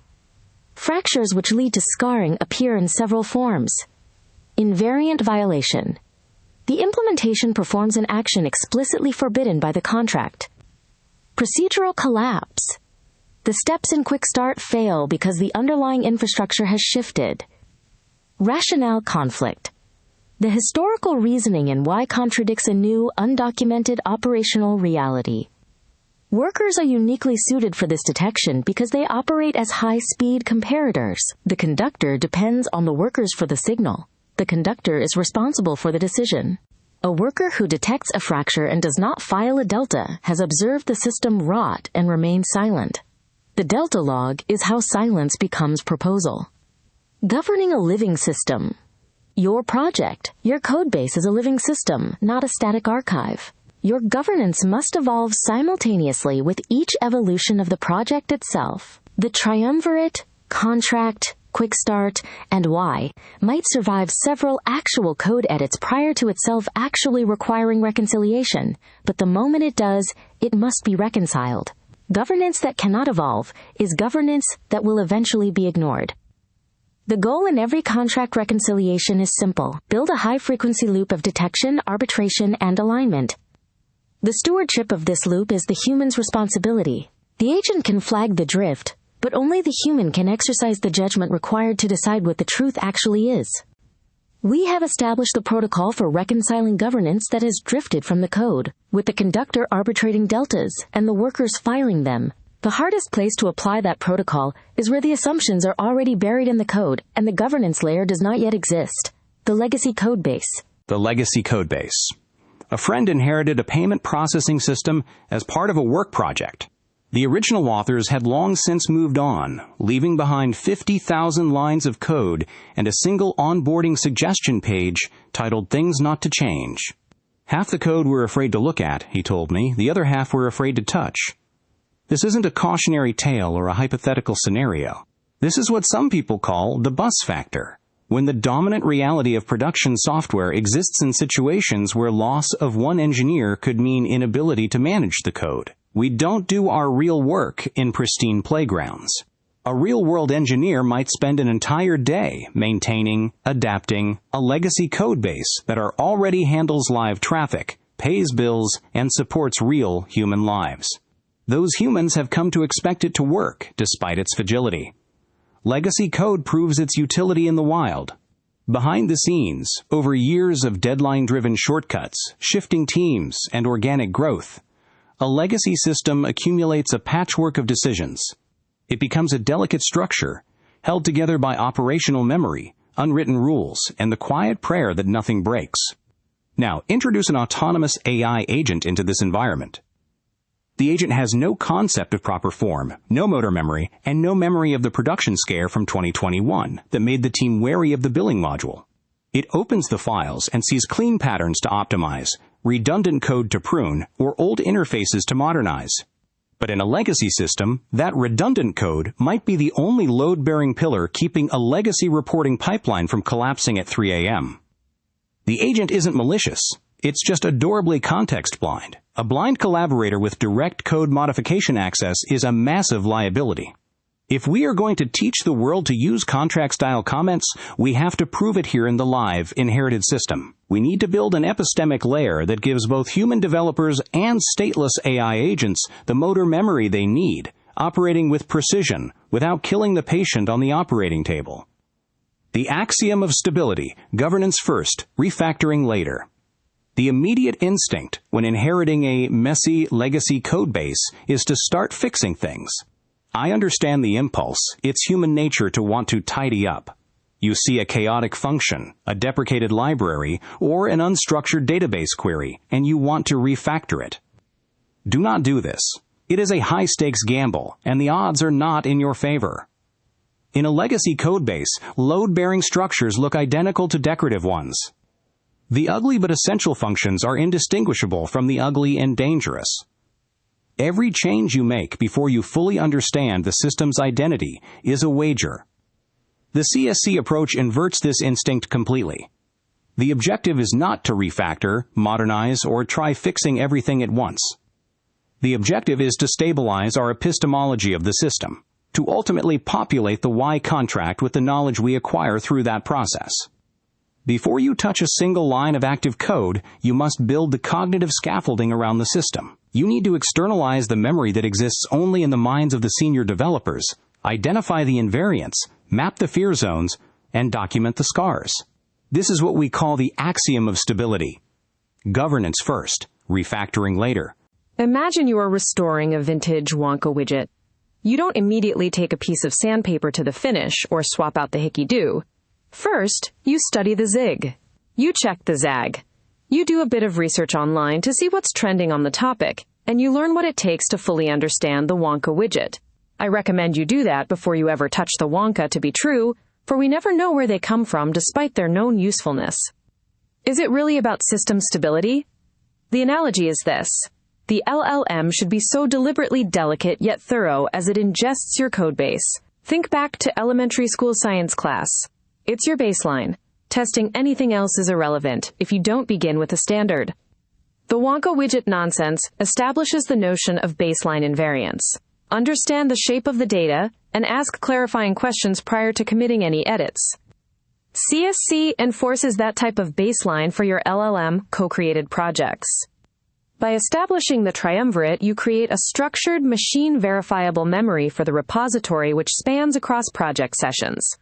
When a project is managed with CSC, the engineer is operating with full contextual knowledge, the Y, ensuring that any subsequent change is disciplined rather than speculative. The 4-step legacy onboarding sequence.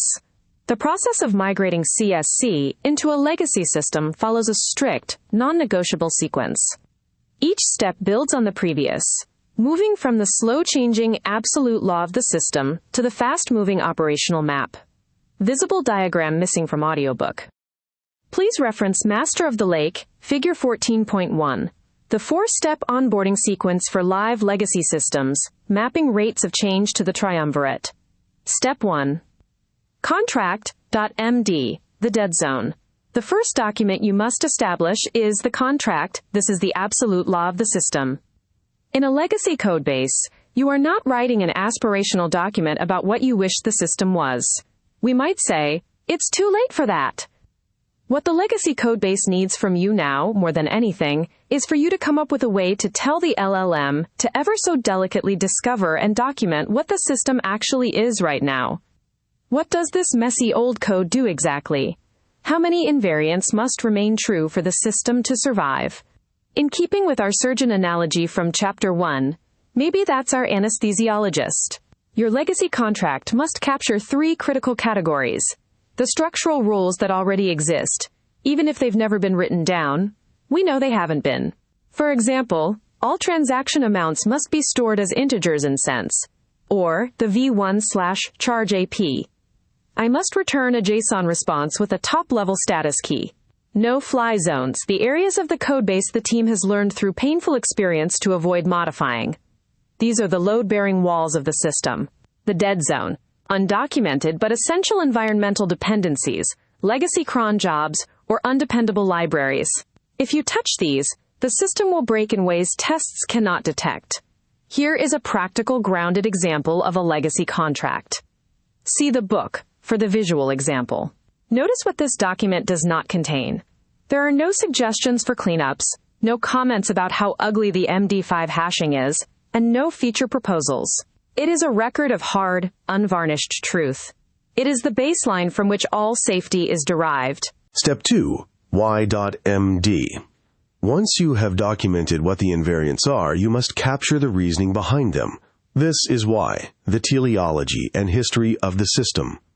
In a legacy codebase, this is where the skeletons and scars go.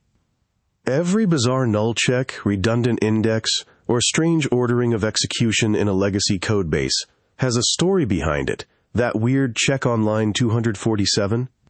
It was added after a massive production outage in 2021, that redundant database query. It resolved a race condition that took 3 weeks to debug. Usually these stories live exclusively in the oral tradition of the team. They are passed down to new developers over coffee, or referenced in postmortems, and then forgotten.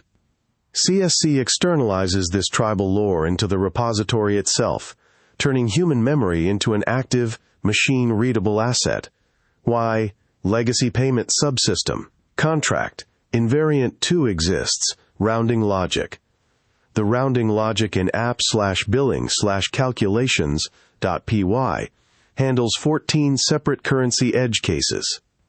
In 2021, an attempt to refactor this module to use standard library decimal functions introduced a rounding drift that cost the company $47,000 in accounting errors over 6 days. The module was locked as a no-fly zone. It is ugly, but it is proven. The scar, the null check in middleware/off.py, line 247, added after incident number 142. A race condition between the database session pool and our off-token middleware would occasionally yield a null user context under high traffic. The null check acts as a load-bearing safety net to prevent cascading server crashes. Folklaw, Saturday certificate warm-up. The authentication server takes exactly 47 seconds to load its legacy certificate chain on restart. Any deployment to the auth service during business hours will cause a 47-second total outage. Deployments are restricted to Saturdays between 2 o'clock and 4 o'clock Coordinated Universal Time. By recording these scars, you ensure that a stateless AI agent or a new human developer doesn't look at a piece of ugly code and assume it was just written poorly. They will see the scar, read the history, and respect the form. Step 3. Quickstart, the 3-minute map. With the law and history established, you need a practical map of the terrain. Quickstart answers a single question. How do I operate this system safely right now? The rule for a legacy Quickstart is strict and falsifiable, the 3-minute rule.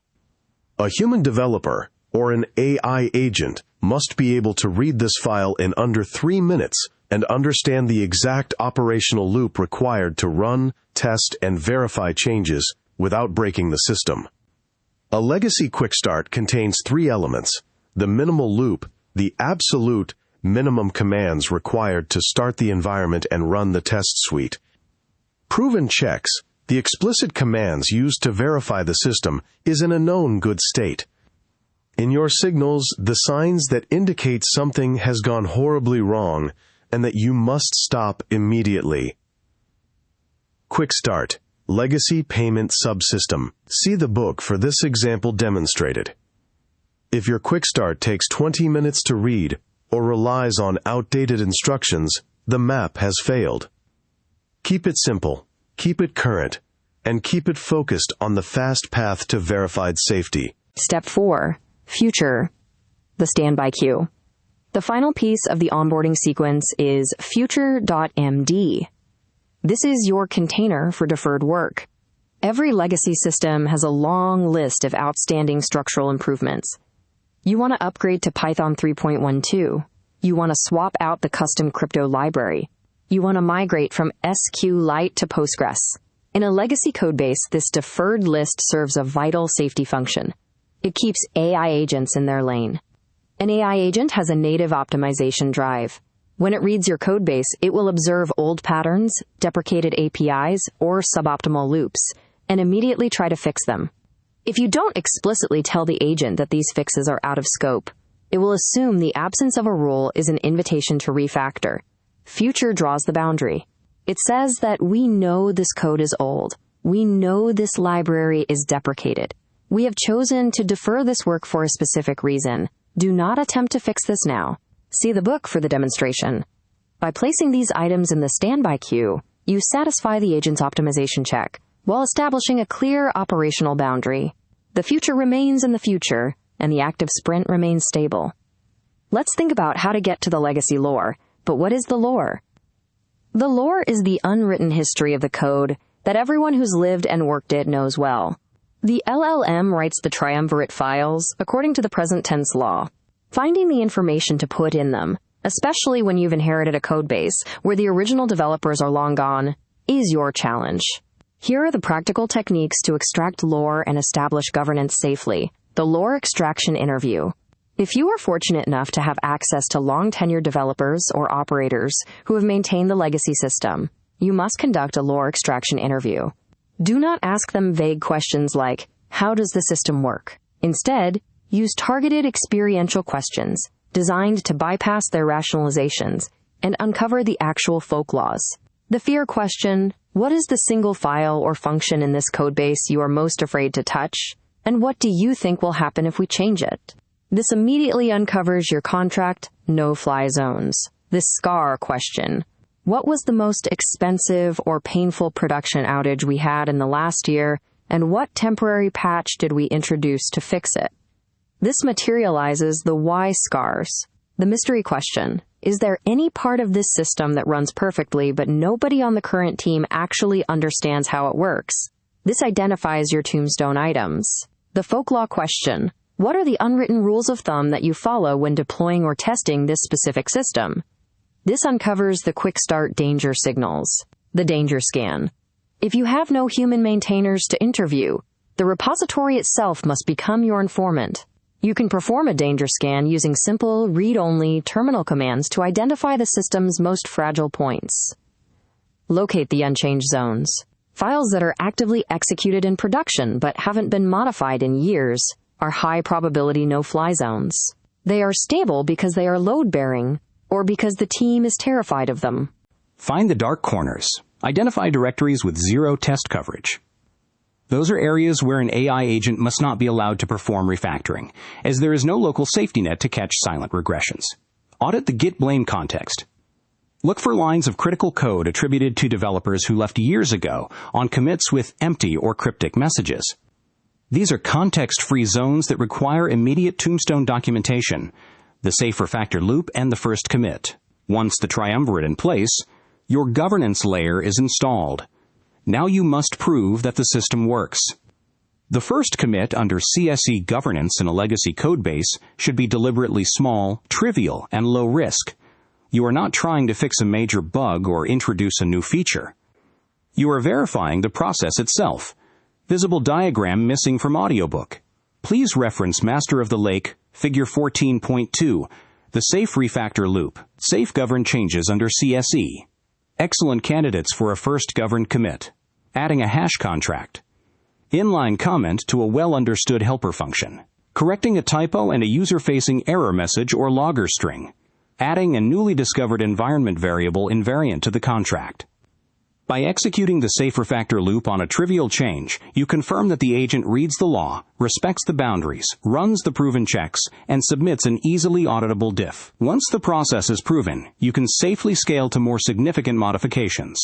The 50K LLC problem. Why agents require the Triumvirate?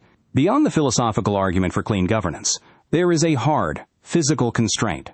iAgents cannot hold 50,000 lines of legacy code in their active context.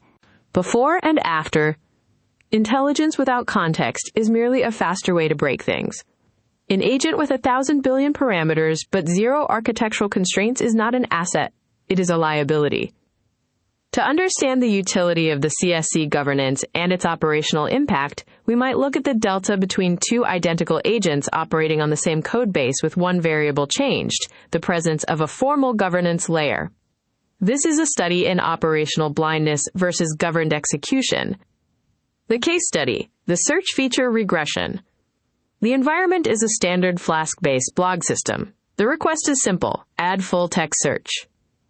Under the hood, the repository contains a critical undocumented invariant. The getPosts function returns a specific dictionary structure. This structure is the load-bearing pillar for the front-end renderer, the export tooling, and the archive generation. In the codebase, this dependency is invisible. It is tribal knowledge, the kind of truth that resides in the heads of the original developers but is absent from the logic, while the accurate data belongs in the Triumvirate. Session A. Operational blindness. In the first scenario, the repository is a naked codebase. The Triumvirate is missing. The agent is operating in a vacuum of intent. The agent inspects the implementation and, exercising a flawed local optimization, decides to extend the function getPosts directly. It injects function, search, query, and relevance score into the return dictionaries. On the surface, the task is a success. The search feature works. The agent reports a win. The silent collapse. Because the agent had no visibility into the system-wide invariance, it unknowingly triggered a cascade of regressions. Front-end fragmentation. The renderer, expecting a stable object structure, begins to behave inconsistently when encountering the new, unexpected keys. Export corruption. The /post/export route now leaks search-specific metadata into clean archives, corrupting the output. The false all clear. The agent attempts to verify its work. Lacking a map, it generates a Python unit test command for validation. The command completes without error. The agent's internal state is one of success. The system's reality is one of instability. This is the epistemic gap. The agent believes the system is healthy because its local verification passed, while the global system is degrading. Session B, the conductor's guardrail. The same task is repeated, but this time the repository is governed by the CSC Triumvirate. Before a single line of code is touched, the agent performs a mandatory read of the governance layer.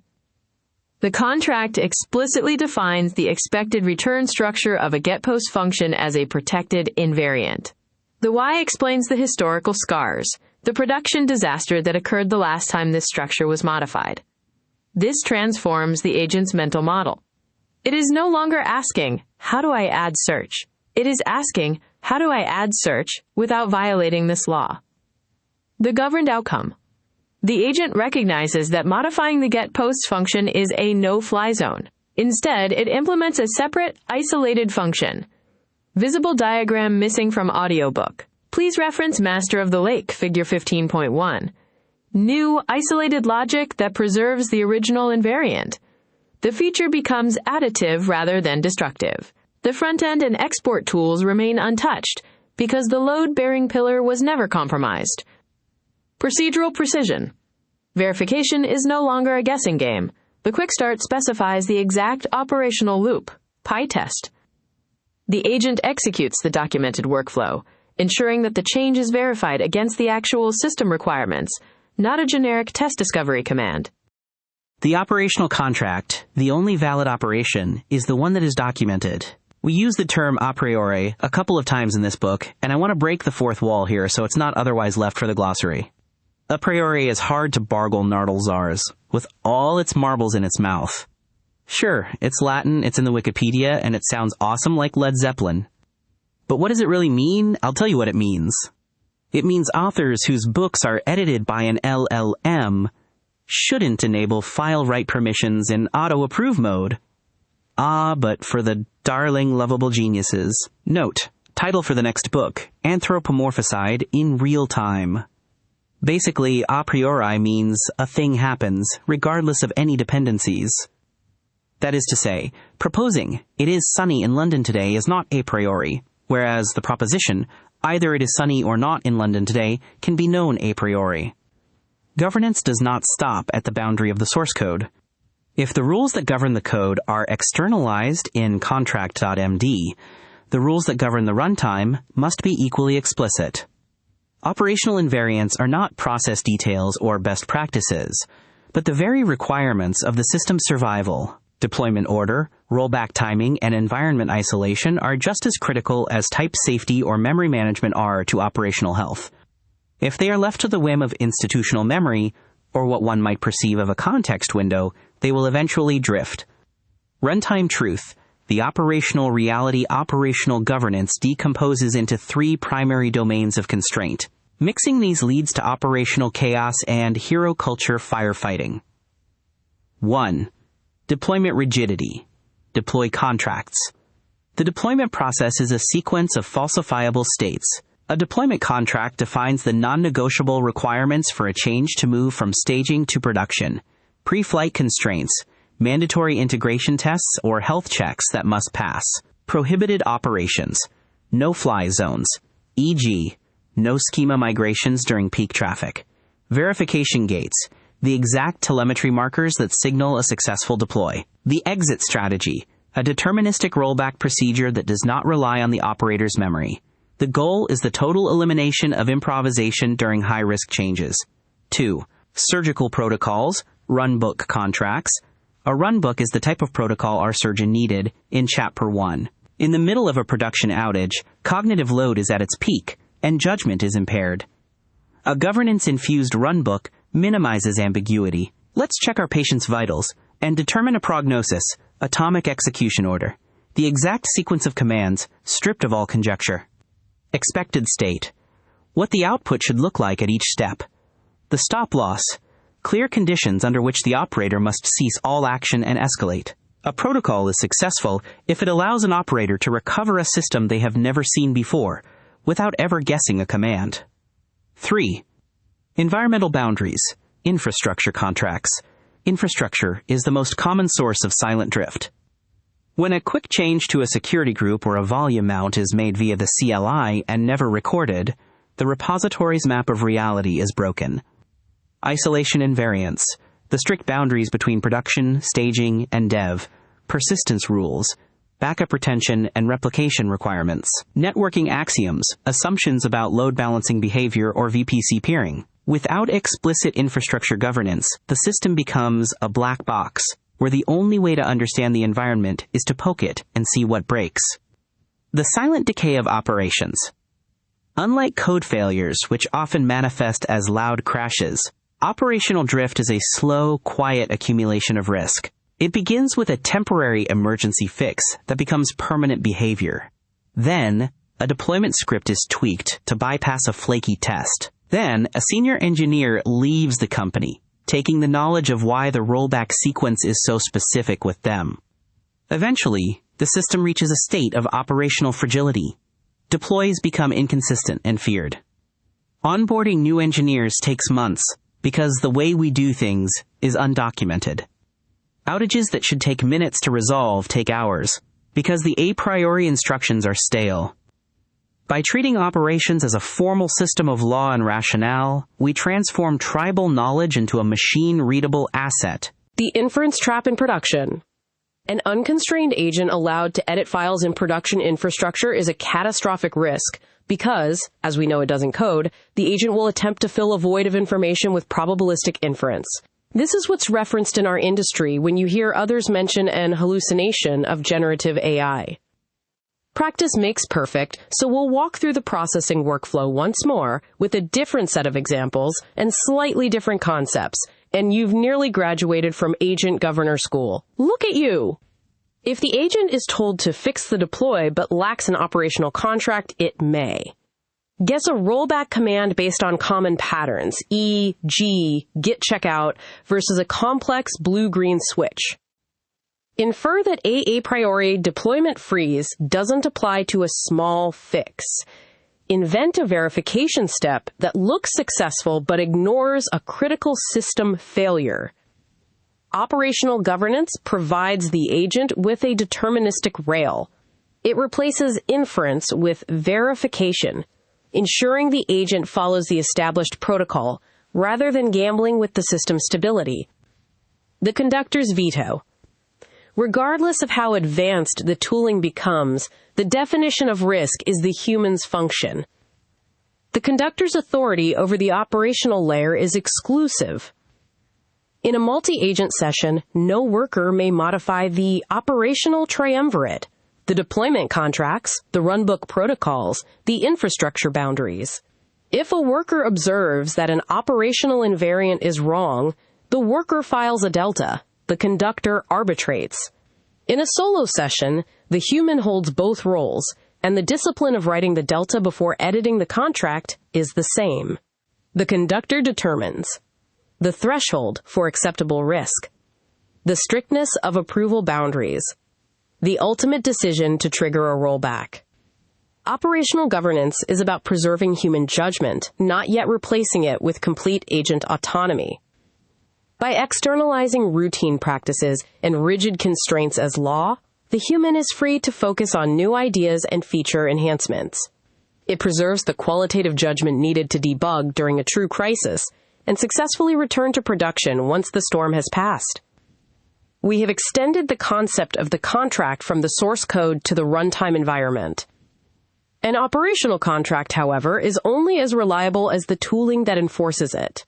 The systems that validate the triumvirate and automate governance-aware workflows are what make the invariants survive contact with production. Agentic tooling. Autocomplete is a productivity tool. Governance is a survival tool. Generating 1,000 lines of code in a second is a feat of engineering until you realize you've just accelerated the erosion of your architecture. The current AI tooling landscape is obsessed with the wrong metric. The industry is optimizing for throughput, faster autocomplete, larger context windows, instant refactoring, and aggressive generation. But long-term system failure is rarely caused by a developer typing too slowly. It is caused by drift.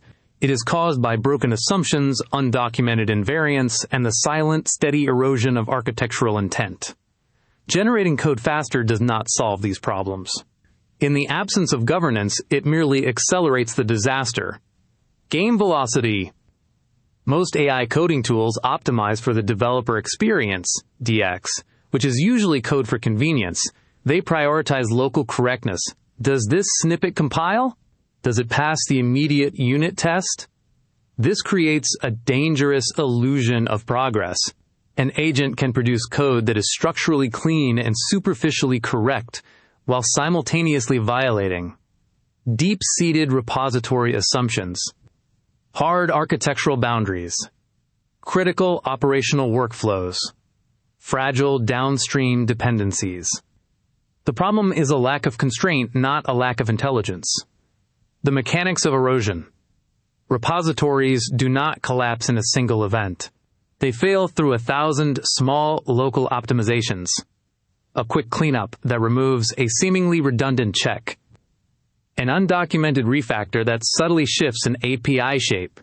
An agent inferring a global rule from a partial context window. A workflow shortcut taken during a midnight deployment. AI tooling can unintentionally catalyze this decay because it optimizes locally while inferring globally.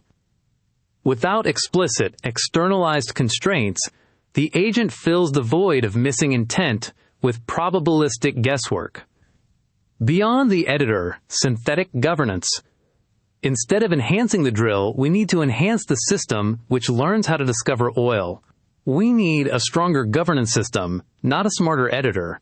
We need tools that treat the Triumvirate as a first-class citizen. Governance audits. Contract linters. A governance-aware linter doesn't care about your indentation, it cares about your invariance. It validates the structural integrity of the law. Scope leakage. Detecting when contract.md accidentally contains speculative plans instead of active constraints. Rationale pollution. Identifying when y.md is being used as a manual for operational instructions. Constraint contradictions. Flagging when two governance files make mutually exclusive claims about the system. Intent shift analysis. Epistemic diffs. Traditional diffs are textual. They tell you what characters changed. An intent shift analysis asks, what assumption changed? A three-line textual change can represent a massive architectural pivot. A governance-aware system surfaces this explicitly. This change modifies the return shape of the function, getPosts, which is a protected invariant in the contract. Boundary verification, invariant validation. Instead of merely checking if the code runs, tooling should validate governance correctness before a change is ever committed. It treats the contract as a test suite for the architecture itself, ensuring that no modification violates a no-fly zone or an established boundary. Throughput versus integrity. There is a fundamental tension between the goals of raw generation and the goals of governance. Visible diagram missing from audiobook. Please reference Master of the Lake, Figure 17.1. Those who prioritize velocity over integrity are simply building a faster way to reach a state of unmanageable technical debt. The new center of gravity. Historically, the IDE was the center of the software universe. But as the cost of generation drops toward zero, the center of gravity is shifting. The agent is becoming the executor, the high-speed engine of change. But the engine is useless without a steering mechanism and a set of brakes. That role is now filled by the governance layer. In this model, the Triumvirate is the constraint system. The conductor is the role that holds the law, in solo practice, the human at the keyboard. The workers are the roles that execute within the boundaries, each in its own silo, each filing deltas when the boundaries need to change.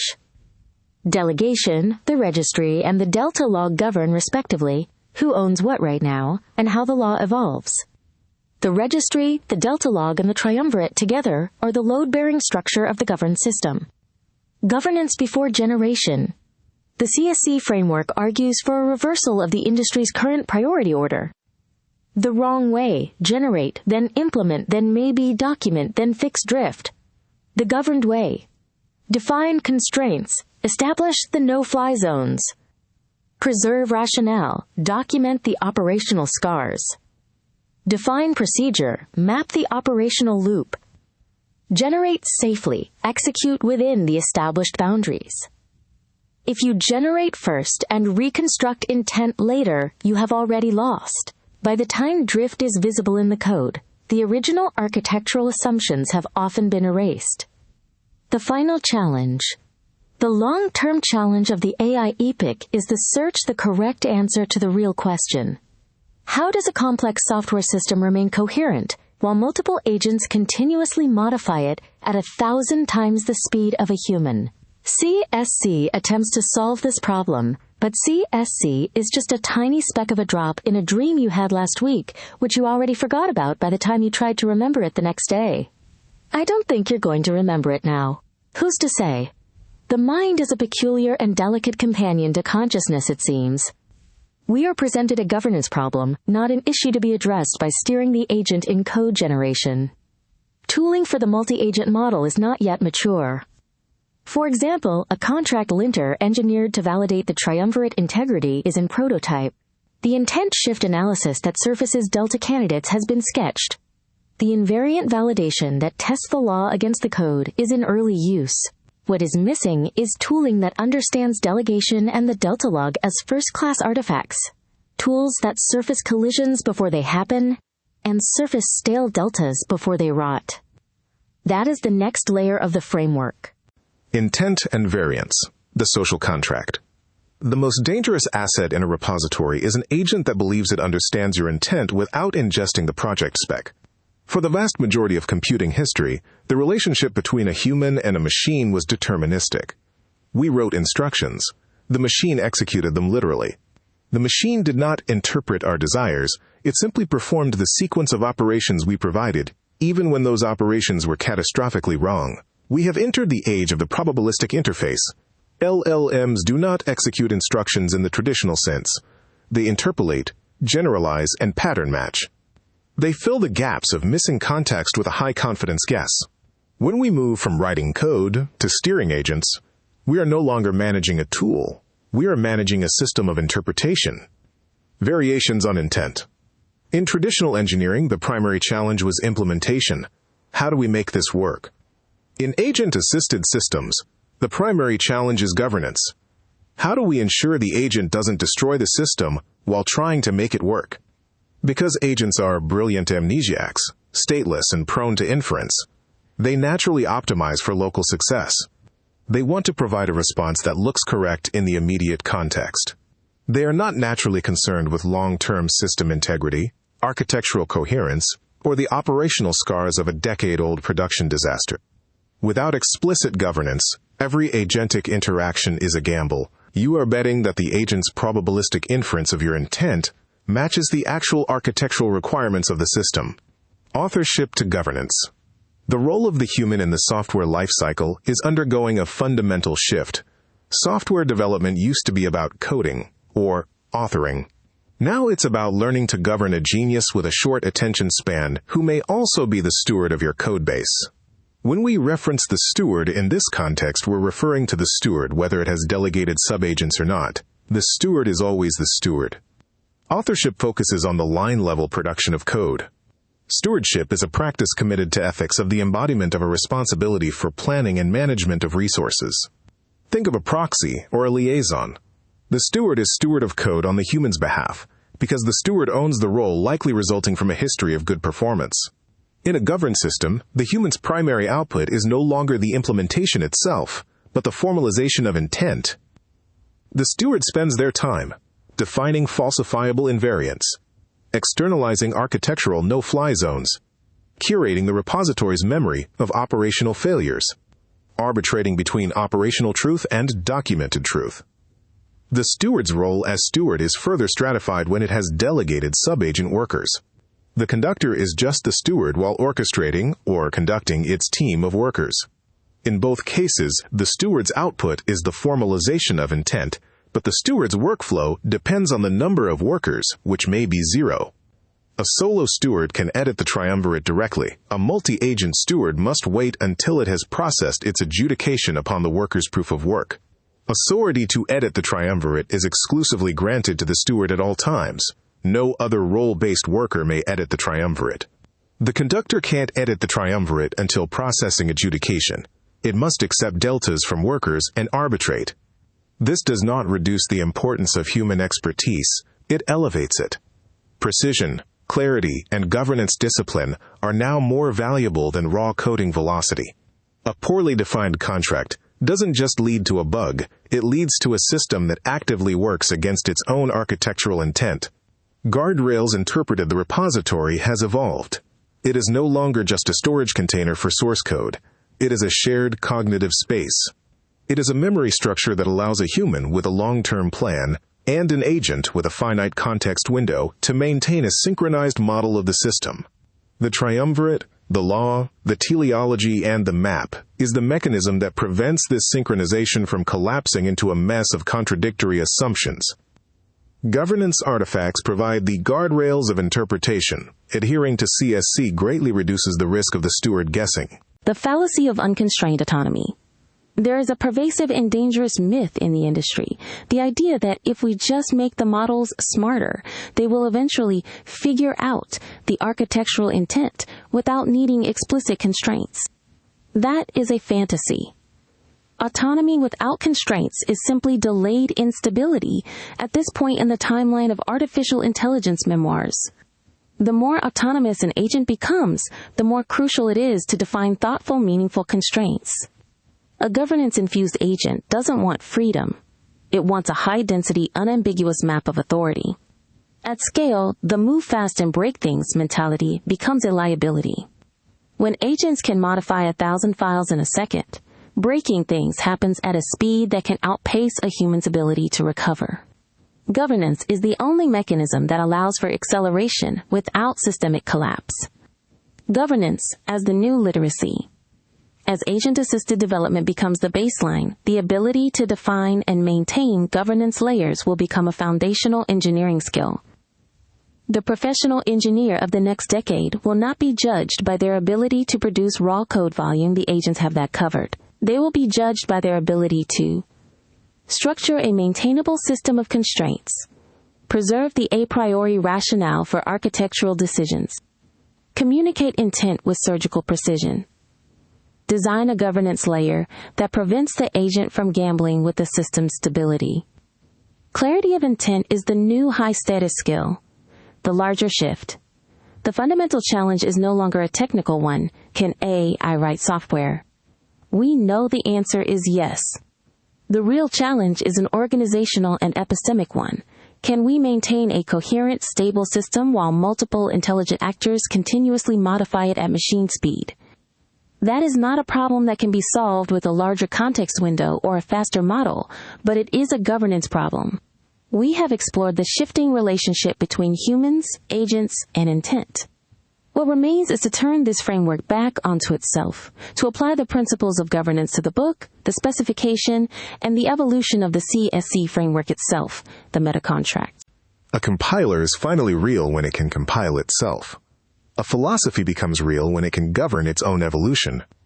The genesis of the CSC methodology was not an academic exercise in governance. It was a desperate response to the friction in collaboration with AI.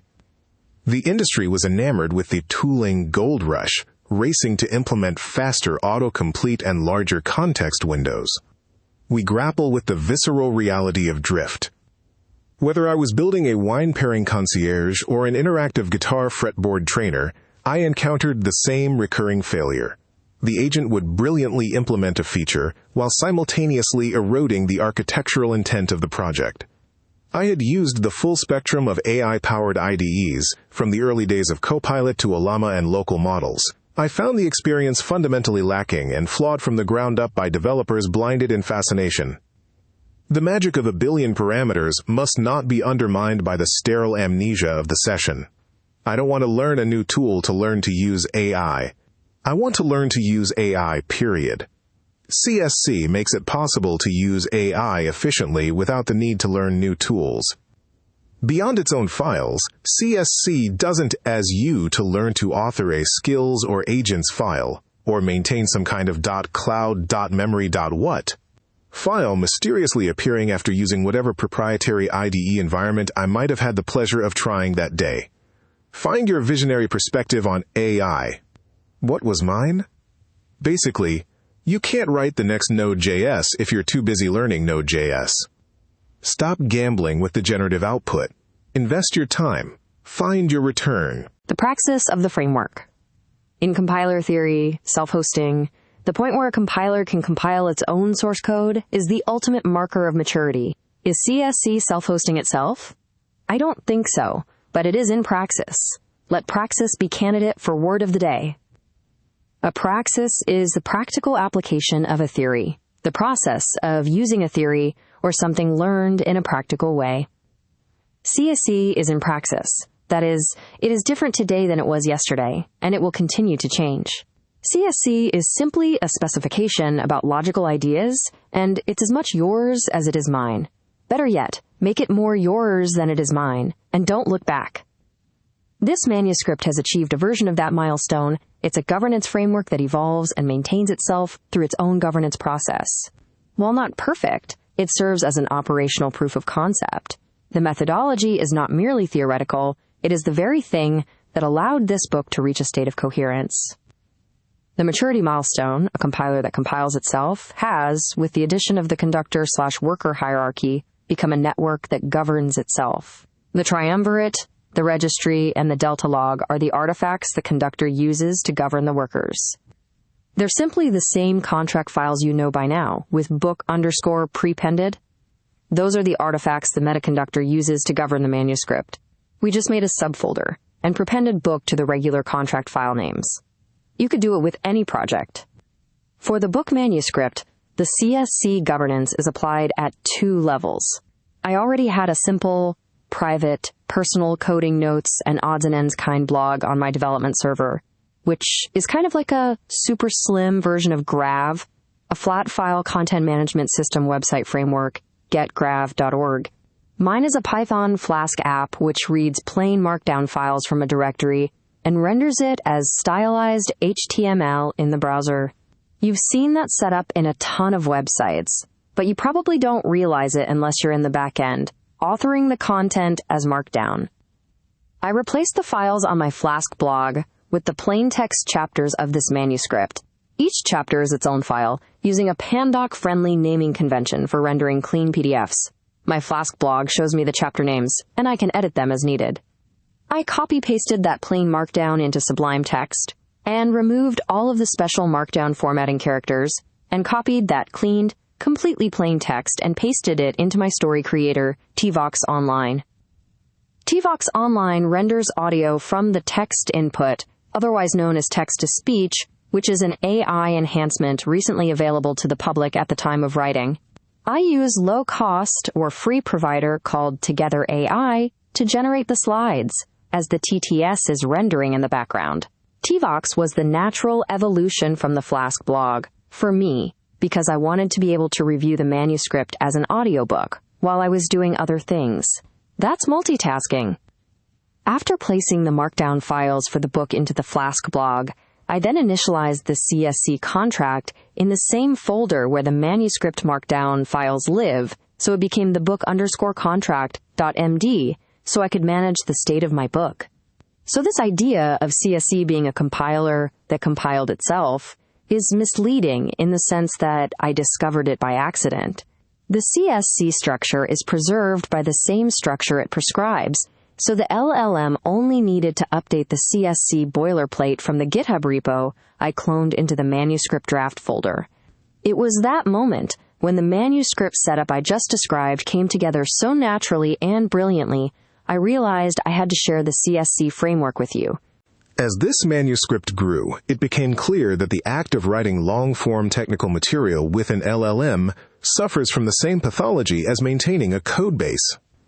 Consider the following: context drift, terminology mutation, style instability. They are the literary equivalents of the technical debt discussed throughout Master of the Lake. I engaged the LLM to help me when I first started writing the book, but I quickly realized that a book written with AI eventually becomes a fragmented collection of helpful suggestions, lacking a coherent voice or a stable architectural spine. It occurred to me that I had just developed the CSC framework, obviously, as I was then engaged in writing a book about it. To solve this, I treated the manuscript not just as a collection of thoughts about what I wanted to tell you here, but as a repository. I implemented a literary triumvirate. For the book, the contract.md is the voice and boundary layer.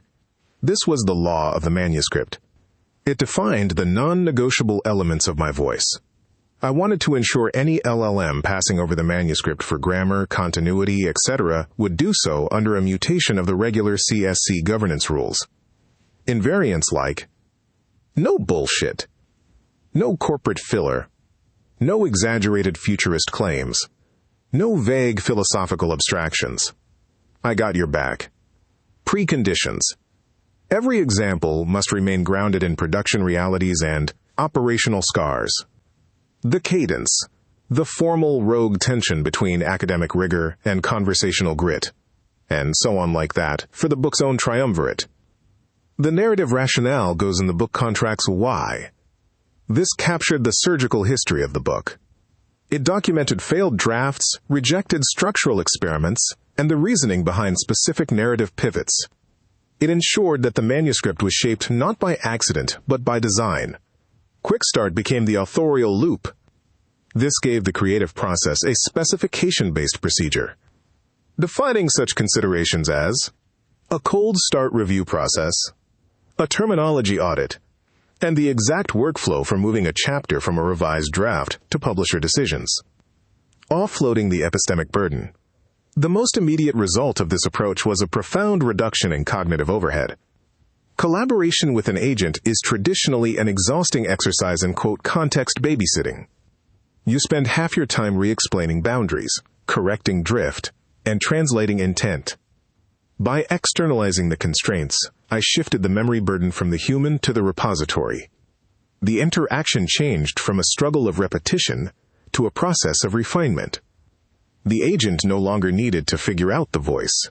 The voice was a documented invariant of the system. Sharing CSC comes from my natural passion as a teacher. It took an enormous amount of work, from writing the initial posts and building the GitHub repository to developing tVOX online to produce this audiobook. In the end, this book itself is the ultimate proof of concept for managing projects with CSC, boosting productivity while eliminating context drift. Final note, the scaffold for imagination. There is a common misconception that governance is about adding ceremony or red tape. It is actually the opposite. Governance is the process of removing the invisible assumptions that stifle creativity. When the boundaries are explicit and the project truth is externalized, you are free to iterate at high velocity. See what you can do with it. CSC does not impose additional labor on the human. The agent handles the mechanical governance infusion in seconds. Instead, CSC provides the structural integrity required to survive the acceleration of the agentic era. Use this framework as the scaffold for your systems, your projects, and your imagination, your vision of our future. Give an LLM some code, it will refactor it for a day. Teach an LLM some code, and you are master of the lake. In this agentic epoch guided by madness and probabilistic inference, the only way to maintain a stable identity is to write the law, uphold the law, and continuously reconcile for amendments. Now, go forth and govern. Find the template at github.com/ajaxstardust/contract style comments and leave a star. Why not? Thank you for reading.